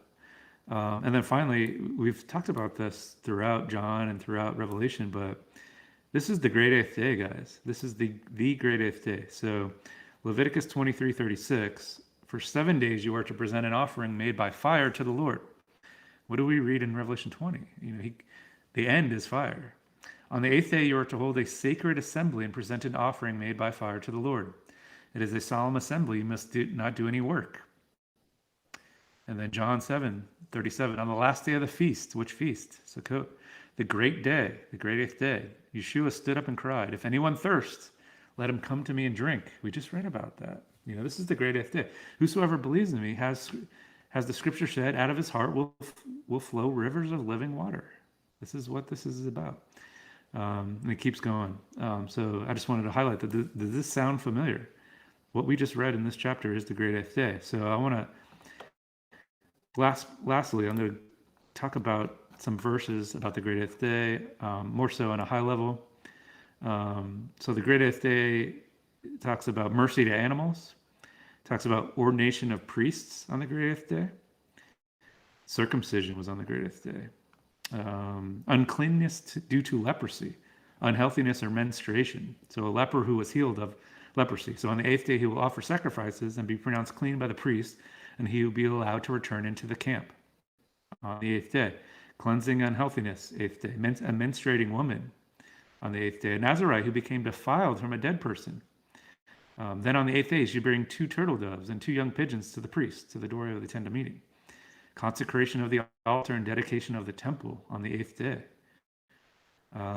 So basically, to summarize, the cleansing of uncleanness, the consecration of the altar, and circumcision are all connected with the 8th day, which in each case signifies a new beginning.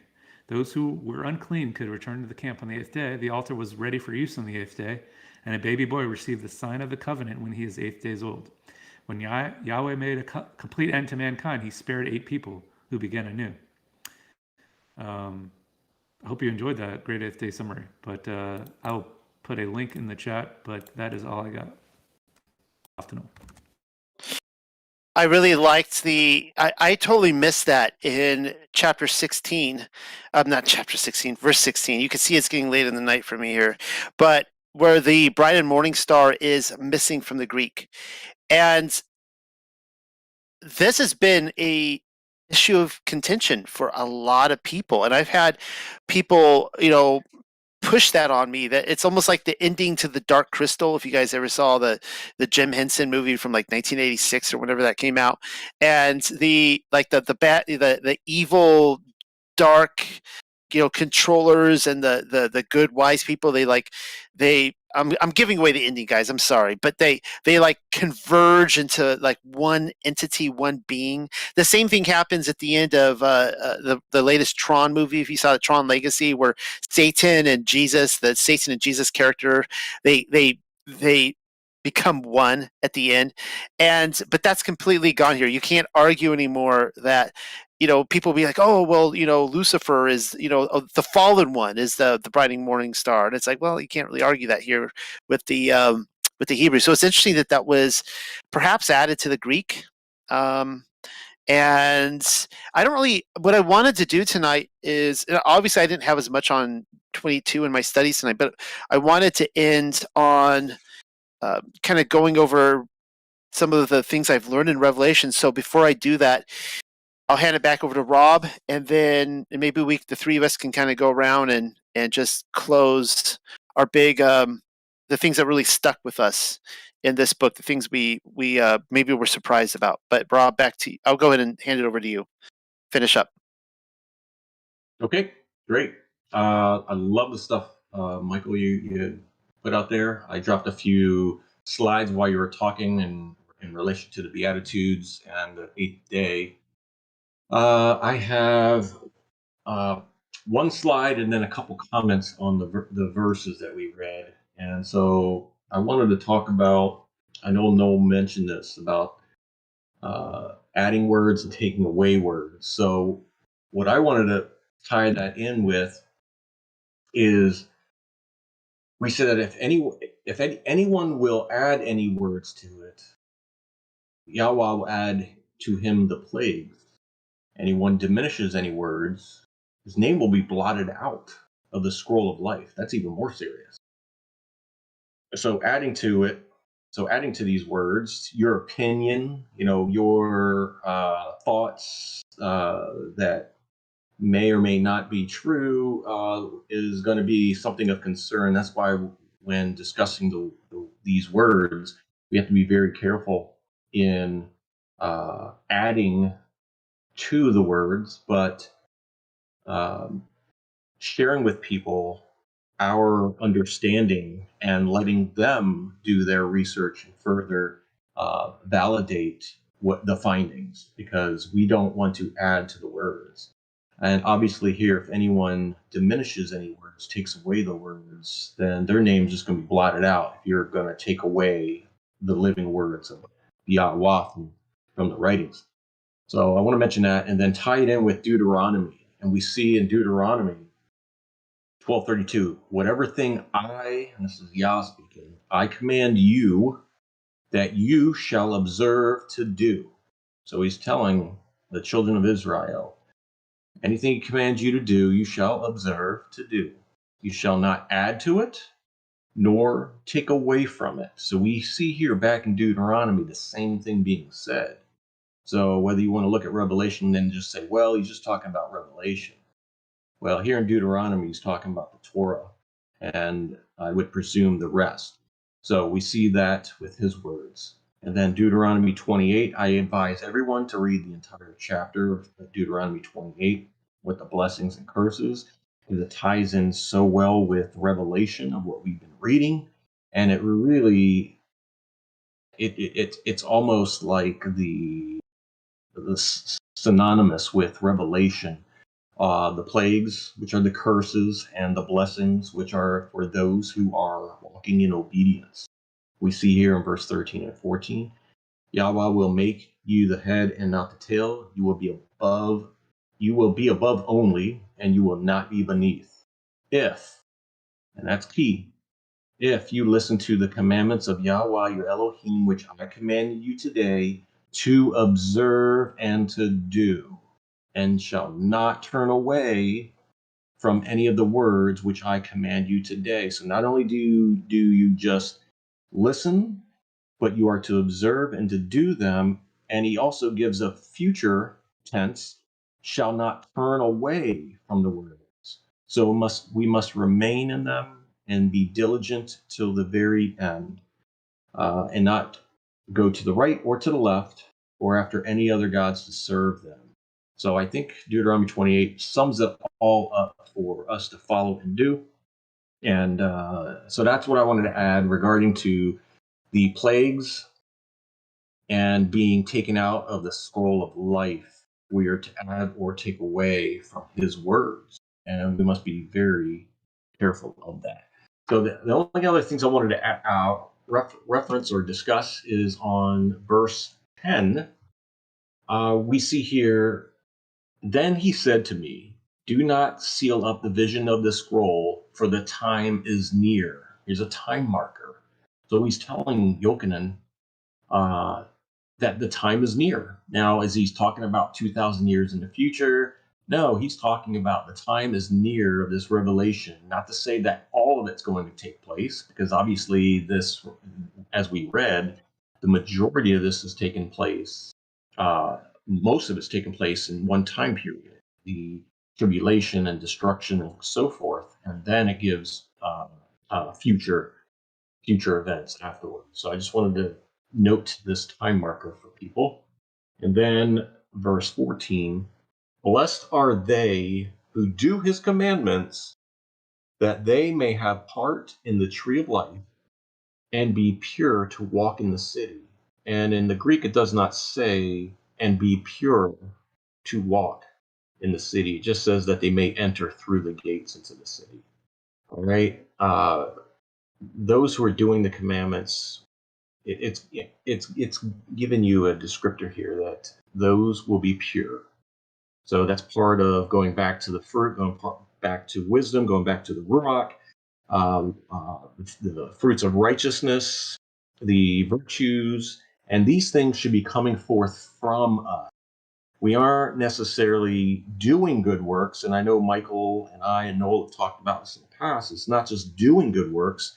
You have Freemasons doing great works out there, helping people and so forth. It's coming forth from the heart and doing these things, all of these things, and it being part of you. So if you're struggling with the fruits of the flesh, then those are the areas that you would work on with repentance, with working out these things, prayer in your life, and letting them go, and realizing that this life, we are to let go of and walk away from this world and the things of this flesh, and look at the things above. That's what we read that in what Yeshua says. These things from above, and walk in those ways.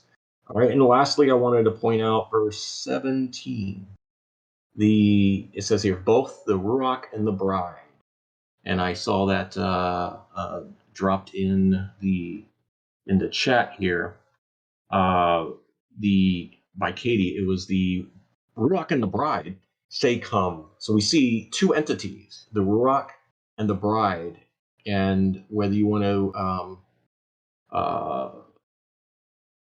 picture or state that the bride being the New Jerusalem, the people's saying come, welcoming everyone coming into the kingdom.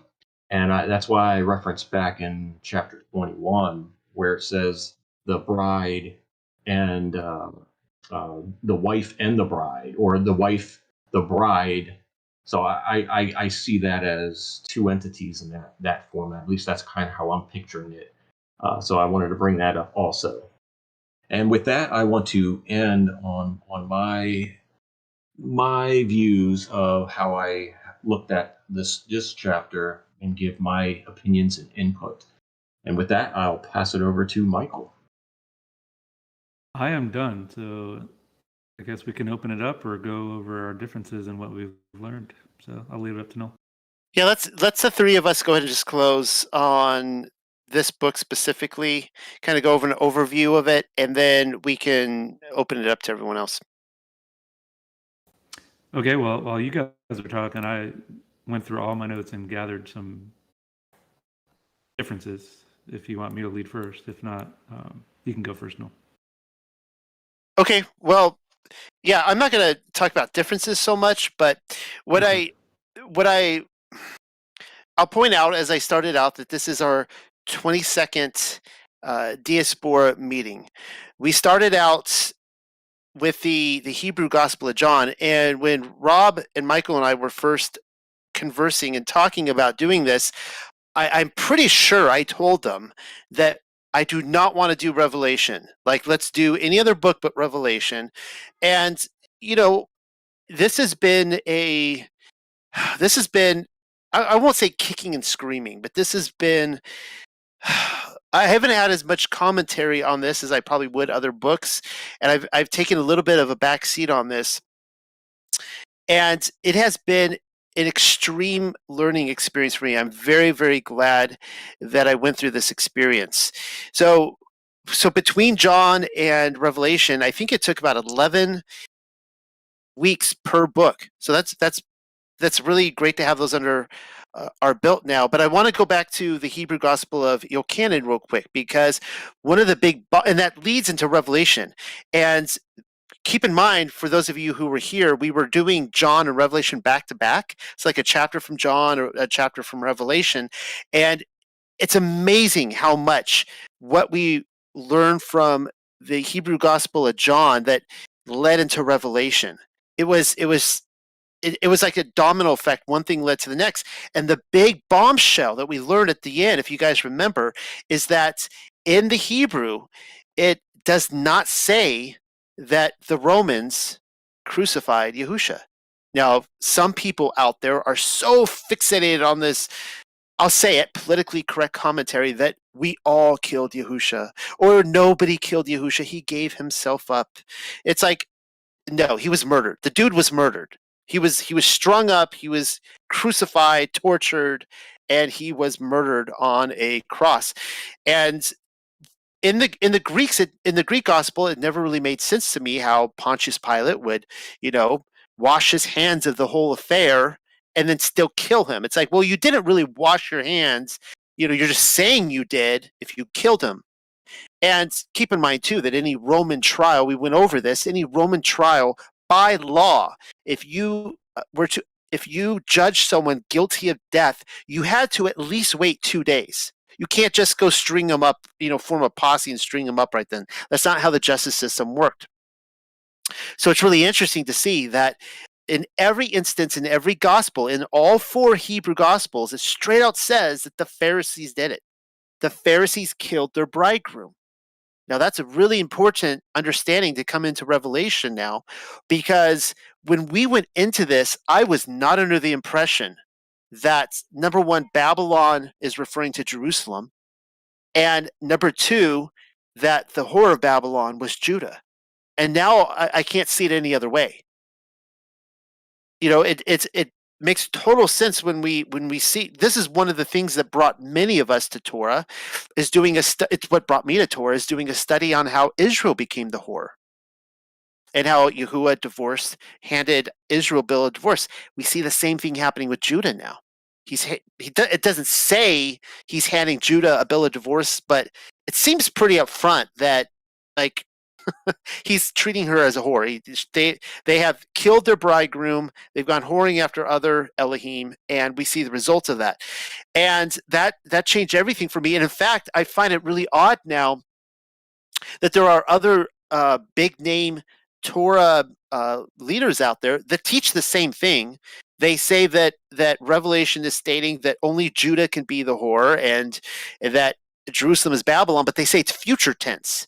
And I'm going to be going to them now and going, so it's not past tense. It's not 70 AD. They'll be like, no, that can't be, that kind of thing. But it's so in your face. And I see now why I'll say it, the Zionists have gone out of their way to alter our understanding of Revelation to make it look like, they're being blessed, that they're the land is theirs, this kind of stuff. The other, so going over really quickly, understanding that the Babylon here is clearly Israel / Jerusalem. The whore of Babylon is Judah. But, and Ronit was instrumental in a lot of this. I wish he was here for our last week. And I can't see it any other way now either, really, that the mark of the beast had to have had some part in the temple. Probably the idol of jealousy, which comes from Ezekiel chapter 8, verse 5. You can reference that if you want. I'm not going to read it. We already went over that. It only makes sense that the goyim, they're already unclean. They're already committing apostasy and heretical behavior. They're already living in sin. The idea that he would bring his wrath down because the goyim, who aren't even in a covenant with him, that doesn't make sense to me anymore. It makes sense to me that the mark had something to do with the temple. And we see this contrasted in this chapter, by the way. If I can pull up again, chapter 22, verse 4, it is. And they will see his face, and his name will be written on their foreheads.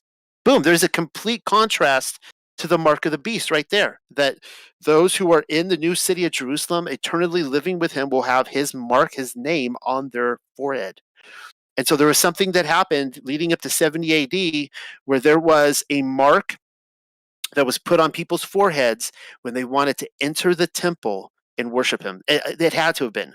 It had to have been. It wasn't some marketplace, that he was upset that some people were worshiping Caesar in, some marketplace. And he's like, that's it, I'm bringing my wrath. That happens all over the world in every single culture. And so those were the big things for me. And also, what I was saying in the last hour, right as Rob stepped in, was, I've been really seeking out where the historical land of Israel is. And I am finishing this book now, feeling it at rest and shalom, and the idea that the state of Israel today probably was the historical state. And it makes more sense to me now than ever before that it would be, especially when Revelation ends on such a dark note. Now, this chapter is a great note that it ends with eternity and New Jerusalem with the Father forever. But in terms of the story of the Bible of the promised land, and when Yahuwah brought people into the land, and he said, if you keep my commands, you're going to be blessed. You can choose the blessing or the curse. And we see that the Bible ends that the people in the land, they choose the curse, and it becomes a land full of devils and haunts. Babylon does. And so when you make that connection to Babylon as Jerusalem, you're like, oh my goodness. It's not talking about, Iraq. It's not talking about China. It's talking about the land. It has become a land of devils and haunts, and it's abandoned. And that changes everything, of course, for Millennial Kingdom research as well. So I think I'm handing it back to Rob or Michael, one of you two. I think Rob. I would go Michael next, and I'll follow up after you. Okay, sure. I didn't go through all my notes like I did with John, so these are just quick highlights. But some of the differences that I thought were interesting: great multitude and company. So in the Greek, it's great multitude. It's company in the Hebrew. It's not called the Great Tribulation. In the Hebrew, it's called the myths of much suffering. The obvious one is mark of the beast versus mark of the animal. One of my favorite ones that I thought made it more streamlined, I guess, would be worship and prayer were always intertwined. So in the Greek, it was worship, but in the Hebrew, it was prayer. So it's a house of prayer, house of worship. You know, you can go many different directions with the house of worship, but in the Hebrew, it says house of prayer. And then I remember Yeshua had no tattoo, right? Or there was a inscription on his thigh or on his garment instead of a thigh. So everybody takes that as a tattoo on his thigh, when in reality it was his garment. The two main things that, at least off the top of my head, that I loved about this revelation was the camp. You know, when I was doing that word study on the camp and making it like a priestly training program for soldiers, warrior priests, that it seemed that word was only for soldiers and high priests. If you guys recall that. So I thought that was interesting, and that's something I'm going to be looking more into, and also seeing how Babylon, if that's true, seeing how Babylon intertwines that into our reality. That's why my first guess is Space Force, like something to that effect, where they're going to they're going to need protection from these soldiers, you know, this camp. And then finally, which was just in Revelation 20, I thought was huge. So when you talk to people about this post-mill worldview possibility, you know, they'll go to Revelation 20, either 3 or 4, and it says Satan was deceived even before. He was deceiving others before the millennium.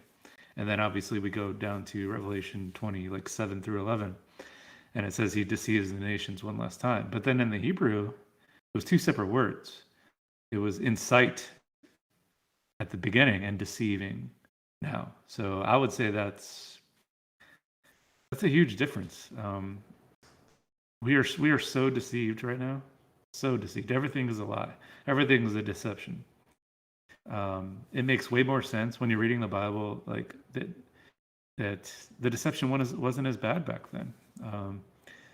But I'll just end it there. I thought that was kind of a big deal that the Hebrew said incite instead of deceived. So Satan is definitely deceiving people in this short time, in my opinion. That's what I got. Rob, off to you.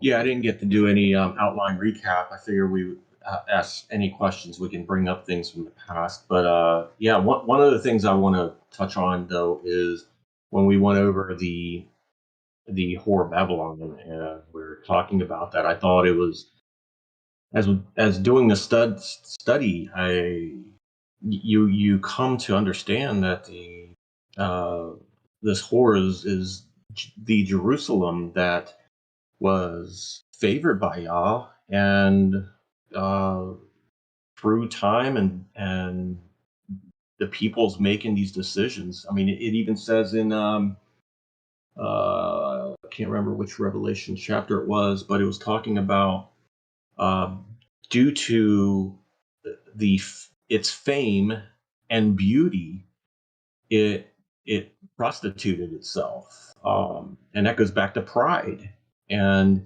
that's the opposite of the fruits of the spirit.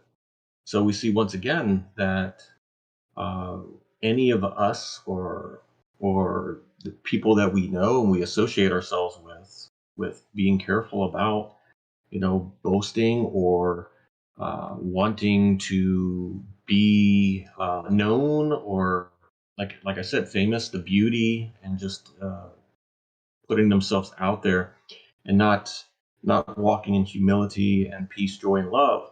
So that was one of the things that really got me to better understand regarding the whore Babylon. And then it talks about its daughters, and so when it's talking about daughters, that means there's generations of this procreating and following through the timeline, and it helps understand how we are and where we are now, and why discerning through this, there's confusion or misunderstandings in regards to it being taken place at an earlier time and this time, because these are the daughters of Babylon have risen again. We went over that in Daniel. I brought up Daniel on that part.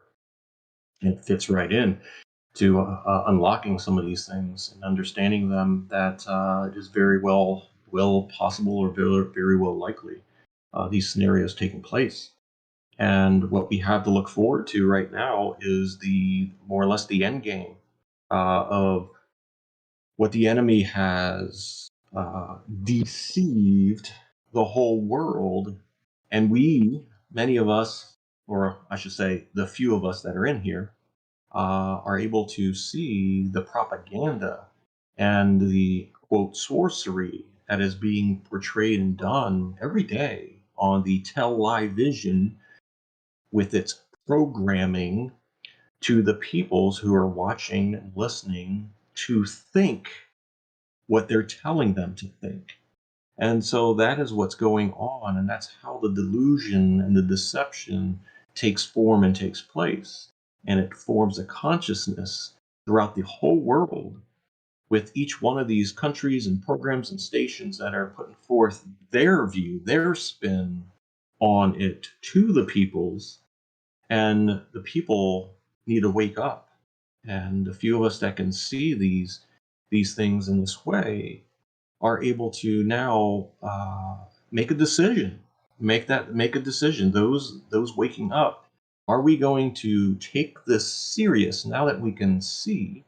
Are we going to take this serious and do the things that are commanded for us to do, his ways? If we love him, we will do them. They're not hard. It's not a burden. It is easy yoke. If we can unglue ourselves from this world and its system, we can walk without its burdens, because I think many of us can see the burdens of this world, the chains and the slavery it's put upon the peoples. You know, you want to do anything, you got to pay for it. You got to get a license. You got to get a permit. You own nothing. You can't do anything. You got to get permission, etc., etc., etc.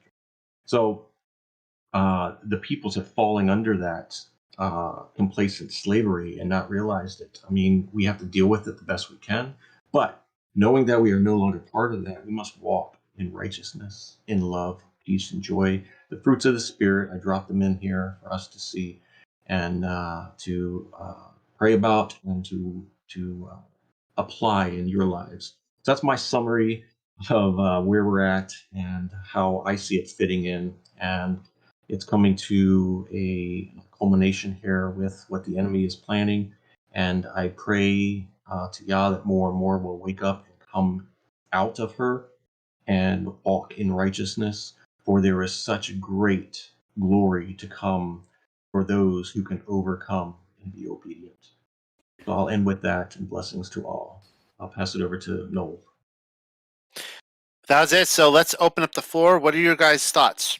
It could be on chapters 21 and 22, or anything from Revelation that we have gone over the last, 11 or 12 weeks.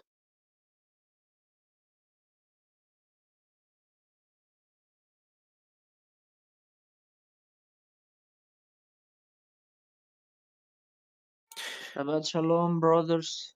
I want to thank you all for this amazing time that you provide us with exceptional thoughts, prayers, ideas, and it is wonderful to hear this amazing community that brings their meditation, their approach, and their love for our Yahweh. And I'm just amazed, and I hope that everyone is enjoying, and not only enjoying for our mind, but sorbing with our souls, and hope that everyone thirsts more for the word of Yahweh and search through Yeshua the true knowledge of his kingdom. Thank you, everybody. Amen. Thank you, brother. Thank you. Yeah, thank you. I agree. just following on the heels of what Rob said, is that when we finally, I mean, he said it so perfectly, and I talk about all the time in my writings, my papers, and research. How I refer to the world as a slave plantation. And entertainment in the barracoon. On the television, as Rob called it, and I don't get it when people are so indoctrinated within churchianity that they think that to be obedient to the Father is slavery. And they'll say that, like, that, they'll say, "I'm so sorry, Noel, that you feel that you need to be, chained down to this, and I'll be praying for you." It's like, do you get it that sin is slavery? Sin is bondage. To choose not to sin is choosing not to be shackled down to this. And the narrow path, it's a narrow path because very few are on this journey. You guys know this. I'm preaching to the choir.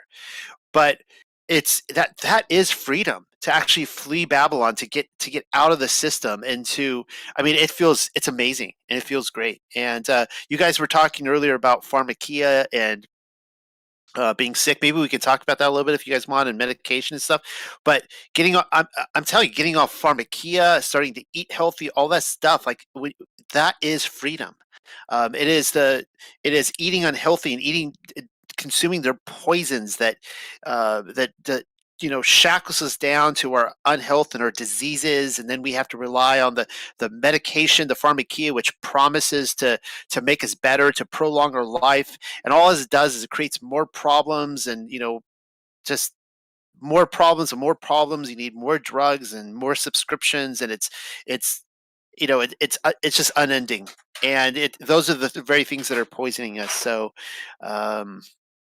yeah, guys, so just the Yah's instructions in righteousness is, there's no other better choice to make. Like, if there's anyone listening that's still struggling with keeping the Sabbath, or should they keep the Sabbath, should they keep his feast, should they keep his instructions in righteousness, like, that is freedom, guys. Everything else, sin is going to shackle you down. So everything else is a part of the lie.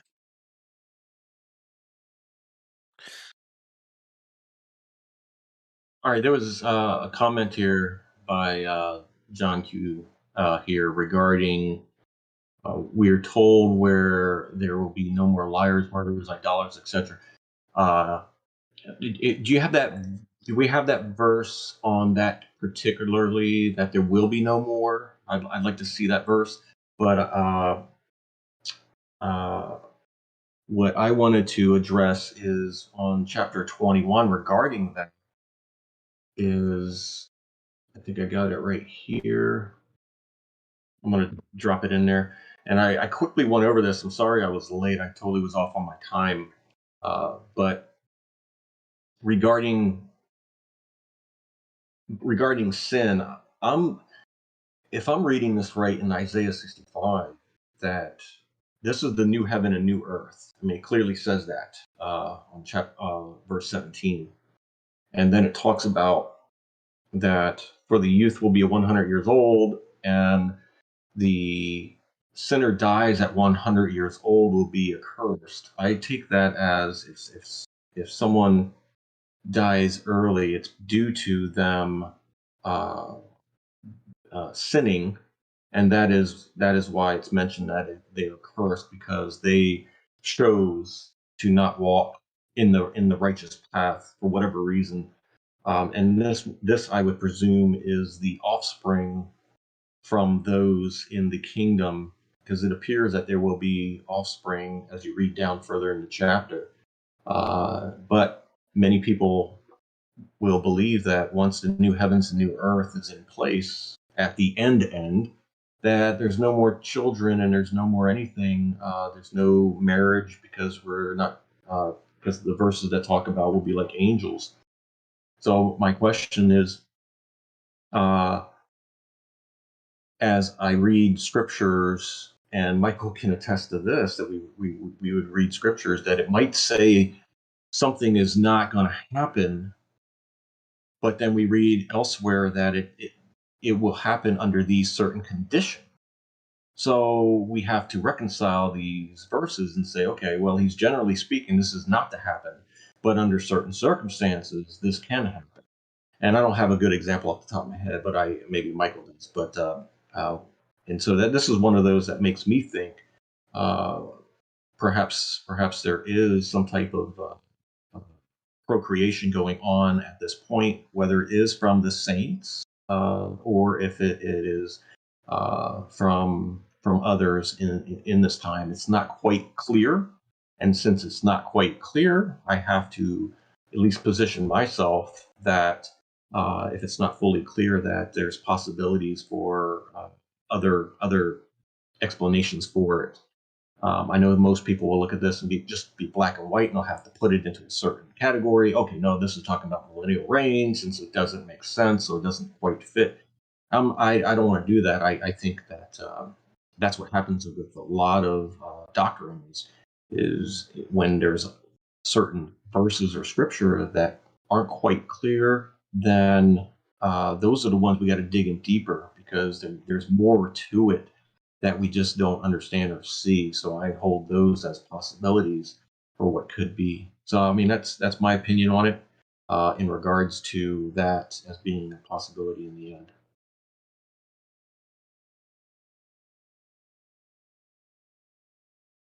Oh, in chapter 20, being thrown in a lake of fire. So yeah, and that's the question. So if there is someone that decides to not remain obedient in the new heavens and new earth, just like the angels, we already have a precedence done, guys.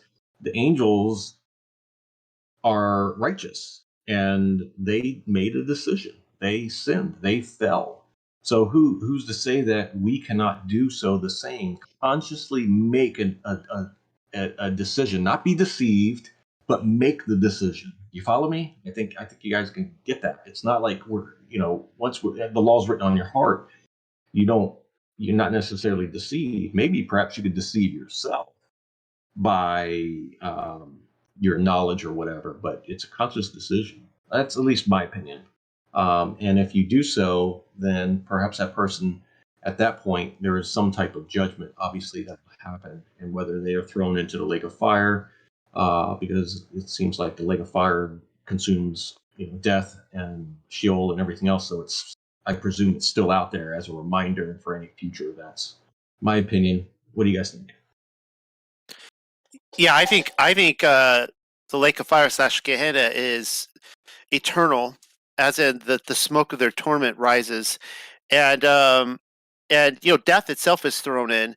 But when I think about people outside of New Jerusalem, I think about that context. Now, it's the same way within historical Jerusalem, where the temple was. You had the valley of Gehenna behind it, and that's where the recluse and the trash was thrown in, and it was an ongoing fire all the time. And when you would go to the temple, I would imagine that many times, and maybe not every day, but many times you go there and you would see that smoke rising.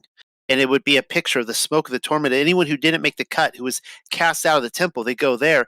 And this is, I think, one of the things when in Yahushua's ministry, when we went through this in the Gospel of John, like people were terrified of the idea of being cast out of the temple. They would not publicly proclaim Yahushua to be Messiah or to uphold his teachings, because they were afraid of that idea of being cast out. So that's what I think of in eternally in heaven. That reminder is always there. Yeah, and I see that nobody. I see Katie said that, or is it Billy? Don't want that ability to turn back, and neither do I. But some things we got some relief on is Scripture says that the old things will be, what our tears will be wiped away. All of these things will be taken away. So maybe there's some type of wiping, like memory wipe, reset for us. And with the righteousness and everything that comes upon us, that we get a somewhat of a wiping or a reset, so to speak, and the law is written on our hearts. But as I see the angels too, I mean, the angels have the capability and ability to make decisions to fall and to turn away. So I would presume that even anyone in the future always has the decision, which would be idiotic, but who knows with that sense. So at least, that's my opinion. My thought. Oh, nothing to add on that real quick. I do find it interesting talking about the names in the forehead, and we see that the children of Yah will have the names inscribed, so to speak, on the foreheads. That's like the marking of his. It's ownership, yeah, if you will. And I believe that is why the beast and the beast system is doing a similar event to have the people be owned, so to speak, and it's voluntary.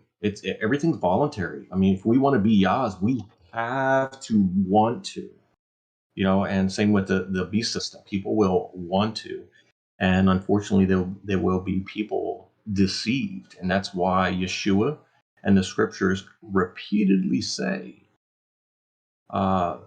be aware. I mean, Yeshua says it multiple times. I can't remember how many, but it's very many. And I think he talks about it quite a bit, actually. Very verily I say to you, regarding the deceptions, be not deceived with the false prophets. And he talks about when you hear about other Christs and this and that. So those warnings are out there for us, and sadly, people just don't take it serious enough to look into it deeper. It's surface level, and I praise Yah that He has convicted each and every one of us to search this out, to seek this out, to question these things, to say, okay, let's really think about this. I can't take this lightly. This decision, this understanding. So. Now, I'm just going to throw this out there that my personal view, maybe I will get to eternity and I'll find out that I can still choose to rebel, and I hope I'm not given that choice if I've already made the cut. But it was Josh who's recording this right now who asked me the question maybe a year ago. I don't know how long ago. And it was in the context of the Tower of Babel. It might have been in the context of Jasher, but it was probably like Genesis, was it 11 or 12 right in there? And no, it was in the context of Jasher when the three different camps of the people building the tower and how they were going to one group of people was going to set up idols in heaven. Once they broke in, they were going to build this tower that was going to get into heaven. One was going to set up their own idols, but another was actually they were going to try to kill Yah. They were going to try to kill the Most High, murder him.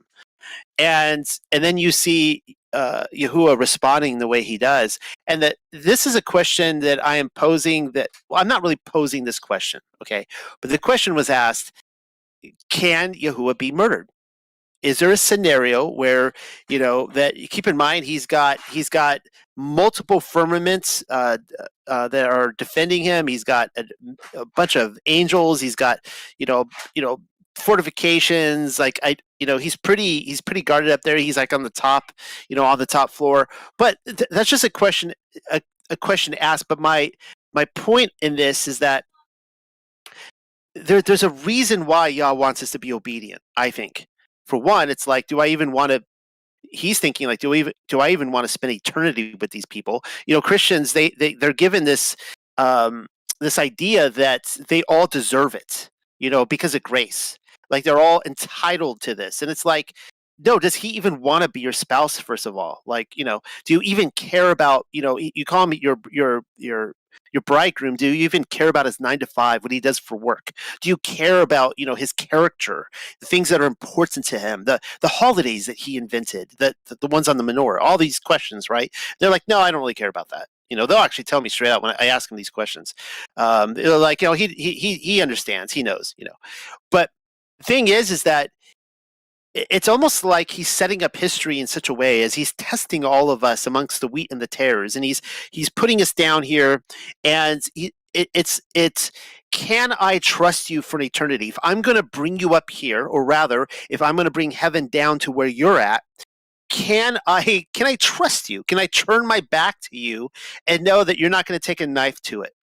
And that sounds horrible, but it's kind of there's probably a truth to that, and that's why I think our obedience to him is so important. That, like, the things that nobody else sees. Nobody else sees it. Like, in all of our lives, your spouse is gone, your kid's out of the room, whatever the thoughts you think, the things you do, and you're like, oh, this doesn't really matter. It's like every little thing matters. And I think Yah wants to be able to trust us. If he wants to bring into this eternal relationship where he is the temple, and we are walking in his light, as we saw in this chapter, he wants to know that he can trust us. Amen. So I fully agree with you on that, Noel. I think that we see a good example is on earth as it is in heaven. I think the enemy is doing the same thing, building a recruitment that their members have to be trusted or earn the trust to move up in their system, even though it's what we know about it, the secret societies. There's a trust even built into that, and so I agree with you. I believe that we have to prove ourselves to be trusted, and for our full worship and love for our Creator. And I agree.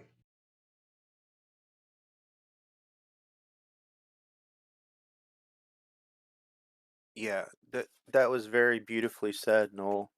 Um, that it's sort of like we're in a test, here to see who he can trust when he turns his back on us in eternal life. That we're not gonna fall, um, or betray him or anything.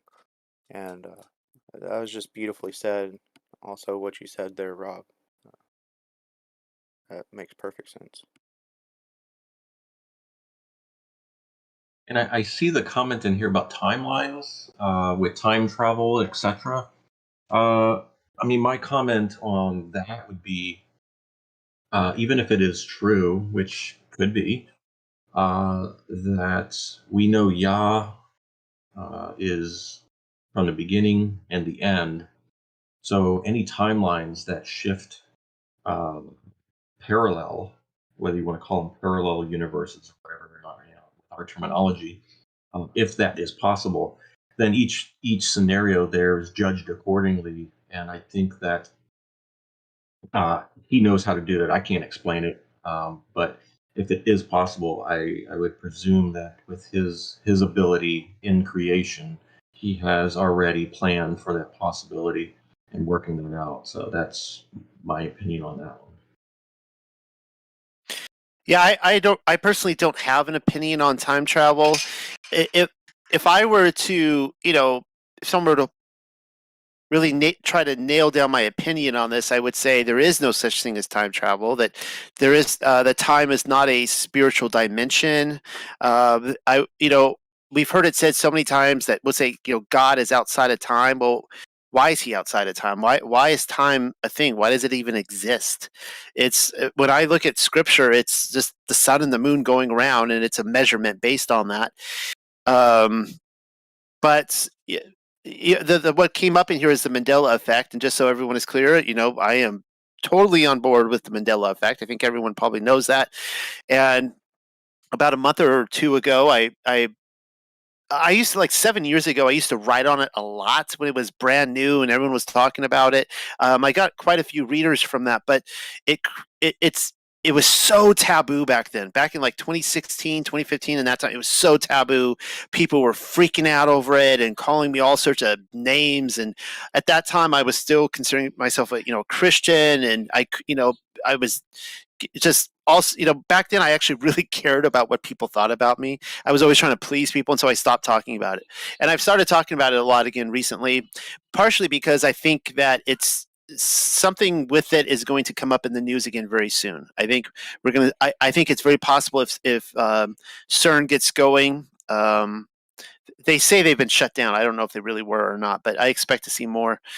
And all that to say is, I don't know how the pigeon it comes out of the sleeve here. I don't know what the sleight of hand is. I don't know how they're tricking us with the Mandela effect. All I know is that it's real. I do not advocate multiple timelines. I do not, advocate that we all died in some other dimension or whatever. Or I don't advocate that they're going back in time and changing things. I really don't know. I don't know how they're doing it. I just know it's being done. And some of it are probably very simple gaslighting techniques, and other things are legitimate. Like there's some very bold and awkward changes that I don't know how to explain them. One of them would be the lion and the lamb. I mean, that's the one that's already come up in the conversation tonight. Clearly, I do not. That is something that's very personable to me. The lion and the lamb. I do not believe it is the wolf and the lamb.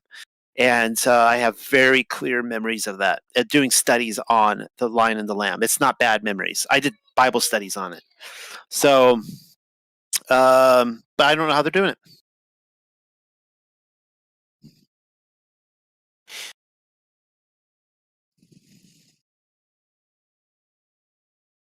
Yeah, I see some people dropping information here. If it's scrolled way up, if you guys can ask again so we can address it or speak up. Hello? It's very interesting. It's very interesting, Noel, that with this last chapter of the Revelation, Satan gets to be thrown into the lake of fire, and then also we have new heaven and new earth. And also we know from Genesis that when the first sin happened, actually Satan became the ruler of this world.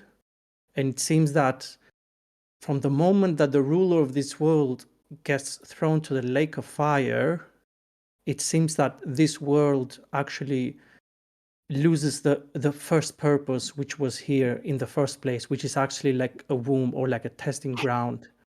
So everything started with Satan deceiving Adam and Eve. They came down from the third heaven and then to this earth.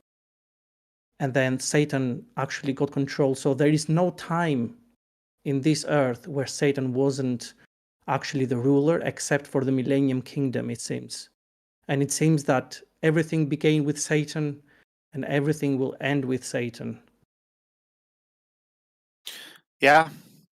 Yeah, I think last study, which was like 3 or 4 weeks ago now, I actually showed a couple of instances from Jasher where Satan was actually bound out of Egypt for the entirety of Joseph's life, which was really interesting, that he was not allowed to come in and deceive anybody or to even accuse anybody, I guess, for that matter. And then again for like just a few days with Moses and Pharaoh, and then he's unbound, and he pursues Moses to the Red Sea, to the mountain of Baal right there. And that's a really interesting picture, of course, as well, to what we see in Revelation 20. And, where he pursues he tries to destroy the saints, and then he meets his end. Yeah. Yeah.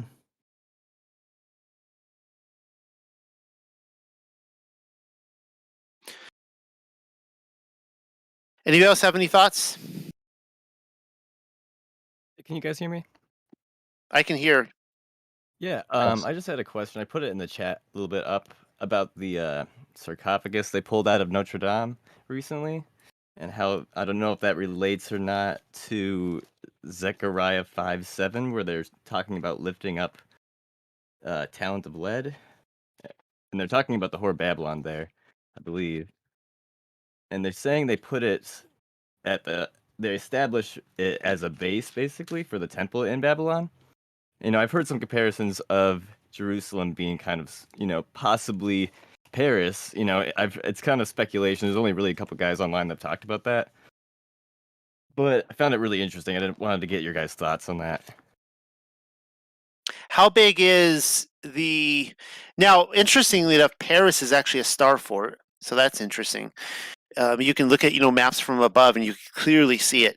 How big is Paris? I'm not sure. I think I'm not sure how big London is either. Interesting enough, Washington D.C. is about, I think, 10 square miles. And I don't think London or Paris is quite that big. But I have speculated that, well, actually, I've shown that according to Ezekiel, the temple that was promised there, that the Messiah would build, and the Jerusalem would be about 14 square miles, which is, on par to be an example of the 1,400 square miles of New Jerusalem above.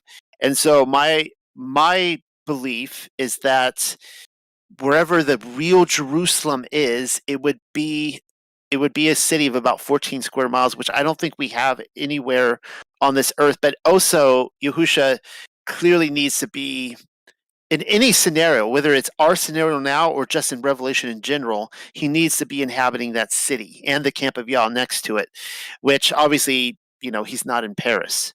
So that would be my my view on that.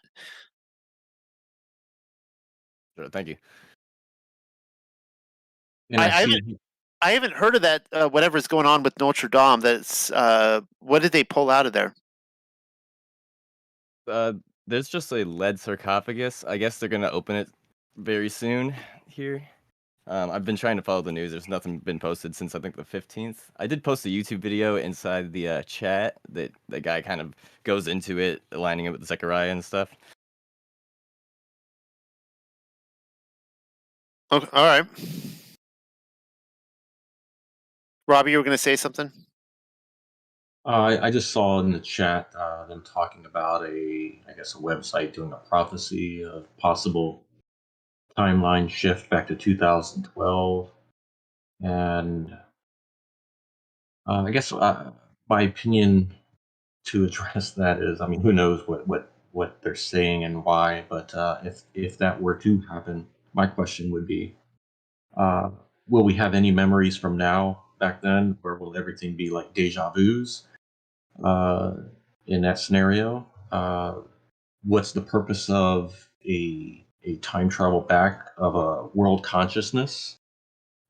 Those are just some questions I know I'd like to ask. What's the effect of that and purpose, and why would Yah let or allow or want that to happen in any event? So Well, anyway. what's interesting about that is, again, no opinion on that, but that has actually been, I talked a little bit about this in the group over the last month about how I've had this this progressive dream. I don't know if anyone dreams progressively, but I have dreams that progress over many years. And I keep returning to the same dream, and the plot continues. I've had a dream like that going on now for a few years, where I am I returned back to when I was a teenager back in the 90s, and the point is that I'm never able to graduate from high school. Interestingly enough, now just so everyone knows, yes, I graduated from high school on time in my class, but as it's progressed more recently, I started coming to realization that I was actually a 40-something-year-old man and that I had been married with children, and it was really creepy because as I started telling people this, I started finding out that people who were very close to me turned out to be my controllers, and they started trying to kill me because I had found out my secret. And interestingly enough, this was actually the plot line to the fourth Matrix movie. If anyone saw it, it came out last year. It was, a so-so movie, but put on by now the Wachowski sisters. They used to be the brothers, the first trilogy. Now, they're the sisters. But it was the same idea where Neo was. I'll give away the plot line. He actually Neo and Trinity had no knowledge of anything that went down in the first three films. Everyone around them became their controllers, and Neo actually designed a video game that was the Matrix. And so the entire first trilogy was just a video game that he invented. And the plot follows as the two of them, they find out that everyone who's close to them, their own spouses, their therapists, their boss, everyone they know, they're actually their controllers that are trying to keep them asleep, trying to keep them from waking up. And the plot follows as they have to wake up and remember who they were. So it's kind of interesting, this idea that so many people are talking about. There's an attempt to there's this huge movement of truth all over the world. People are waking up. And so I don't know. I obviously don't know. I'm not a crystal ball, but it's an interesting idea that we would all be, put back to sleep, so to speak. We would, they would somehow alter time or something where, we would not remember all this and we would have to begin the waking up process all over again. That sounds like a terrible thought to me. But I don't know.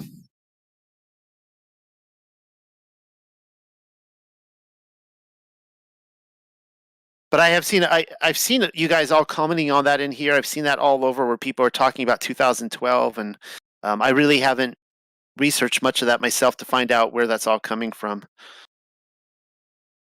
I think Noel, somewhere in the scriptures, I think you guys might know better, but there is a mention that I think in the Proverbs that Yah knew us since he created us in the beginning. So since the beginning where Yah actually created us, we could have had some sort of memory, but since we were born in this life and our soul was transferred to our bodies, then we kind of started anew. So just to give you maybe kind of an answer or maybe an understanding, that's how the feeling is, that you don't remember when you were created. You just know it from the Proverbs. But you could have had previous, memories if Yah willed it, obviously. Yeah, I'm on track with that. I believe that all souls were created at the very beginning on day one. That includes us, and so that begs the next question: is why don't we remember it? Why don't we have memories of what it was like to be in front of the Father's throne? And so, and I just see scripture there that seems to point to that, and I don't know.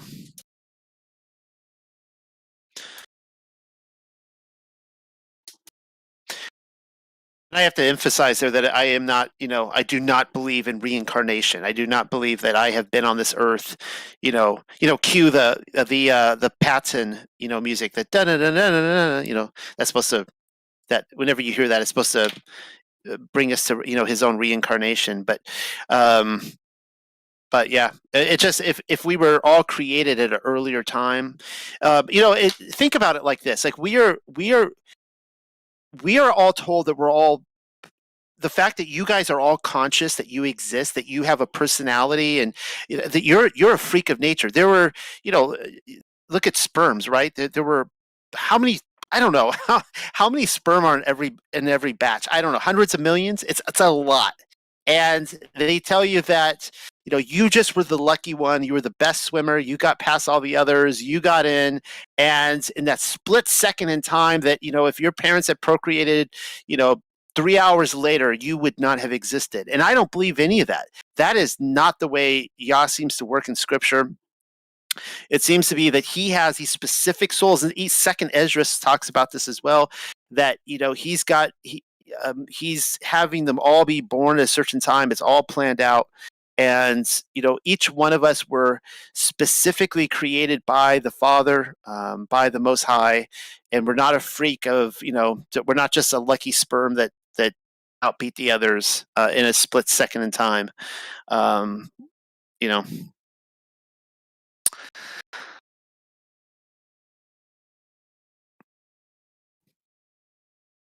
On that on that very awkward note, I'm going to be closing up here real soon, and thanks everyone for. I'm not leaving this second, but I just want to say thank you everybody for coming, and it's been really exciting to finish this book. And we are going to be, I think next week, Rob, Michael, and I are going to be covering the Hebrew book of Judah, of Jude. I think it's Yudah and not, or Yud, but Yudah. And then after that, we will be doing Yaakov, the Hebrew book of Yaakov. And they're supposed to be releasing the Hebrew book of Hebrews. That's kind of funny, right? Hebrews. But they haven't done so yet. Maybe they will by the time we're done. I'm not really sure. But that being said, I hope to see you guys here next week. And shalom, everybody. Shalom. Yes, shalom to everybody. Blessings to you.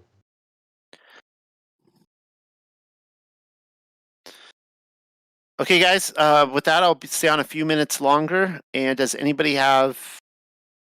yeah, thank you, Josh, for your recording. And you're off the hook tonight for the rest of the night.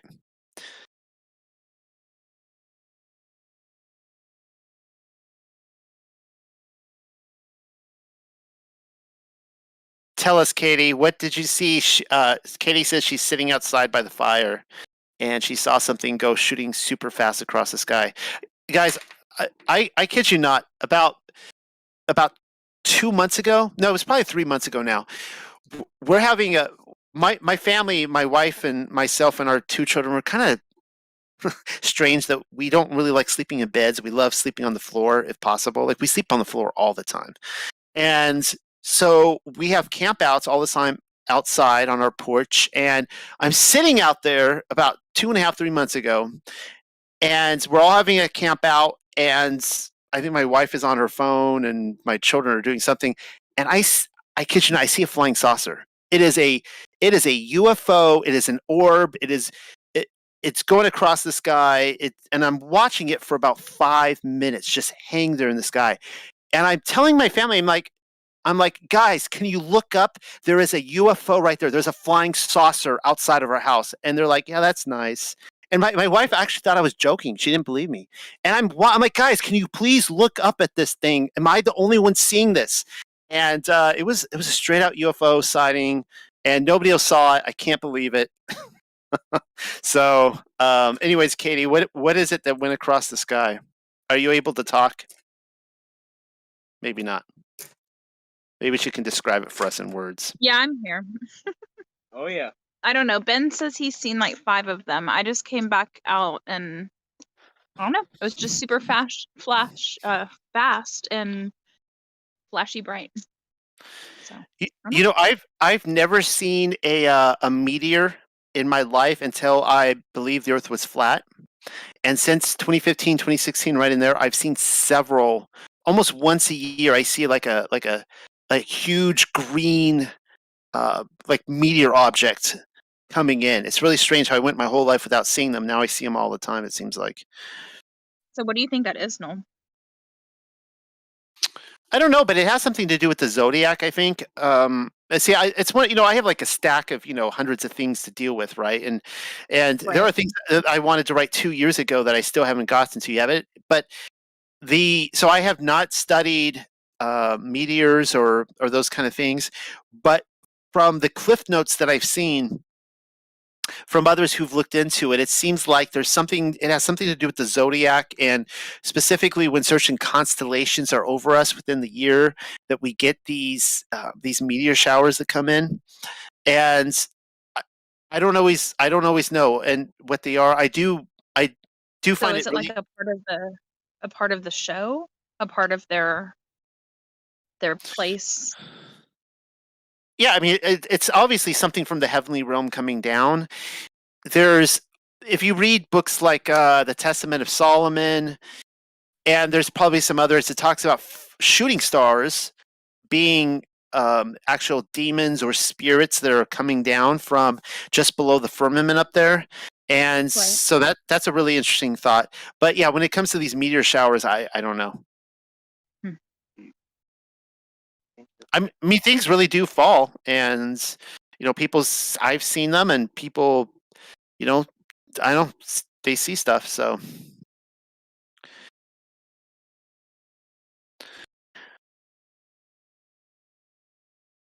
all right. Well, I'm getting tired too. It looks like Rob's clocking out here. He can't keep up. I'm not even sure if Michael's still here with us. I think. Oh yeah, Michael slipped out. So, anyways, with that, I'm gonna be heading out tonight, and see you guys all this next week. And oh yeah, next Thursday we're starting Deep Text. I cannot wait to start Deep Text. This is a new series that we going through for like the next 3 or 4 months, where James is going to be a co-host, and I think Rob's going to be jumping on with me every so often as well. We're going to be looking at books that most people have never heard of, and definitely have never read. And the whole point of the series is to basically tell people, like, look, we don't know if this is scripture or not, but you don't need to be afraid of reading this stuff. Like, we're going to read this stuff and we're going to comment on it, and it's okay if you conclude that it's not scripture, but maybe you'll be a little bit wiser for having read it. So with that, I'll see you guys this next Thursday for Deep Text episode 1, and then next Sabbath for the Hebrew Epistle of Jude. And good night, everybody.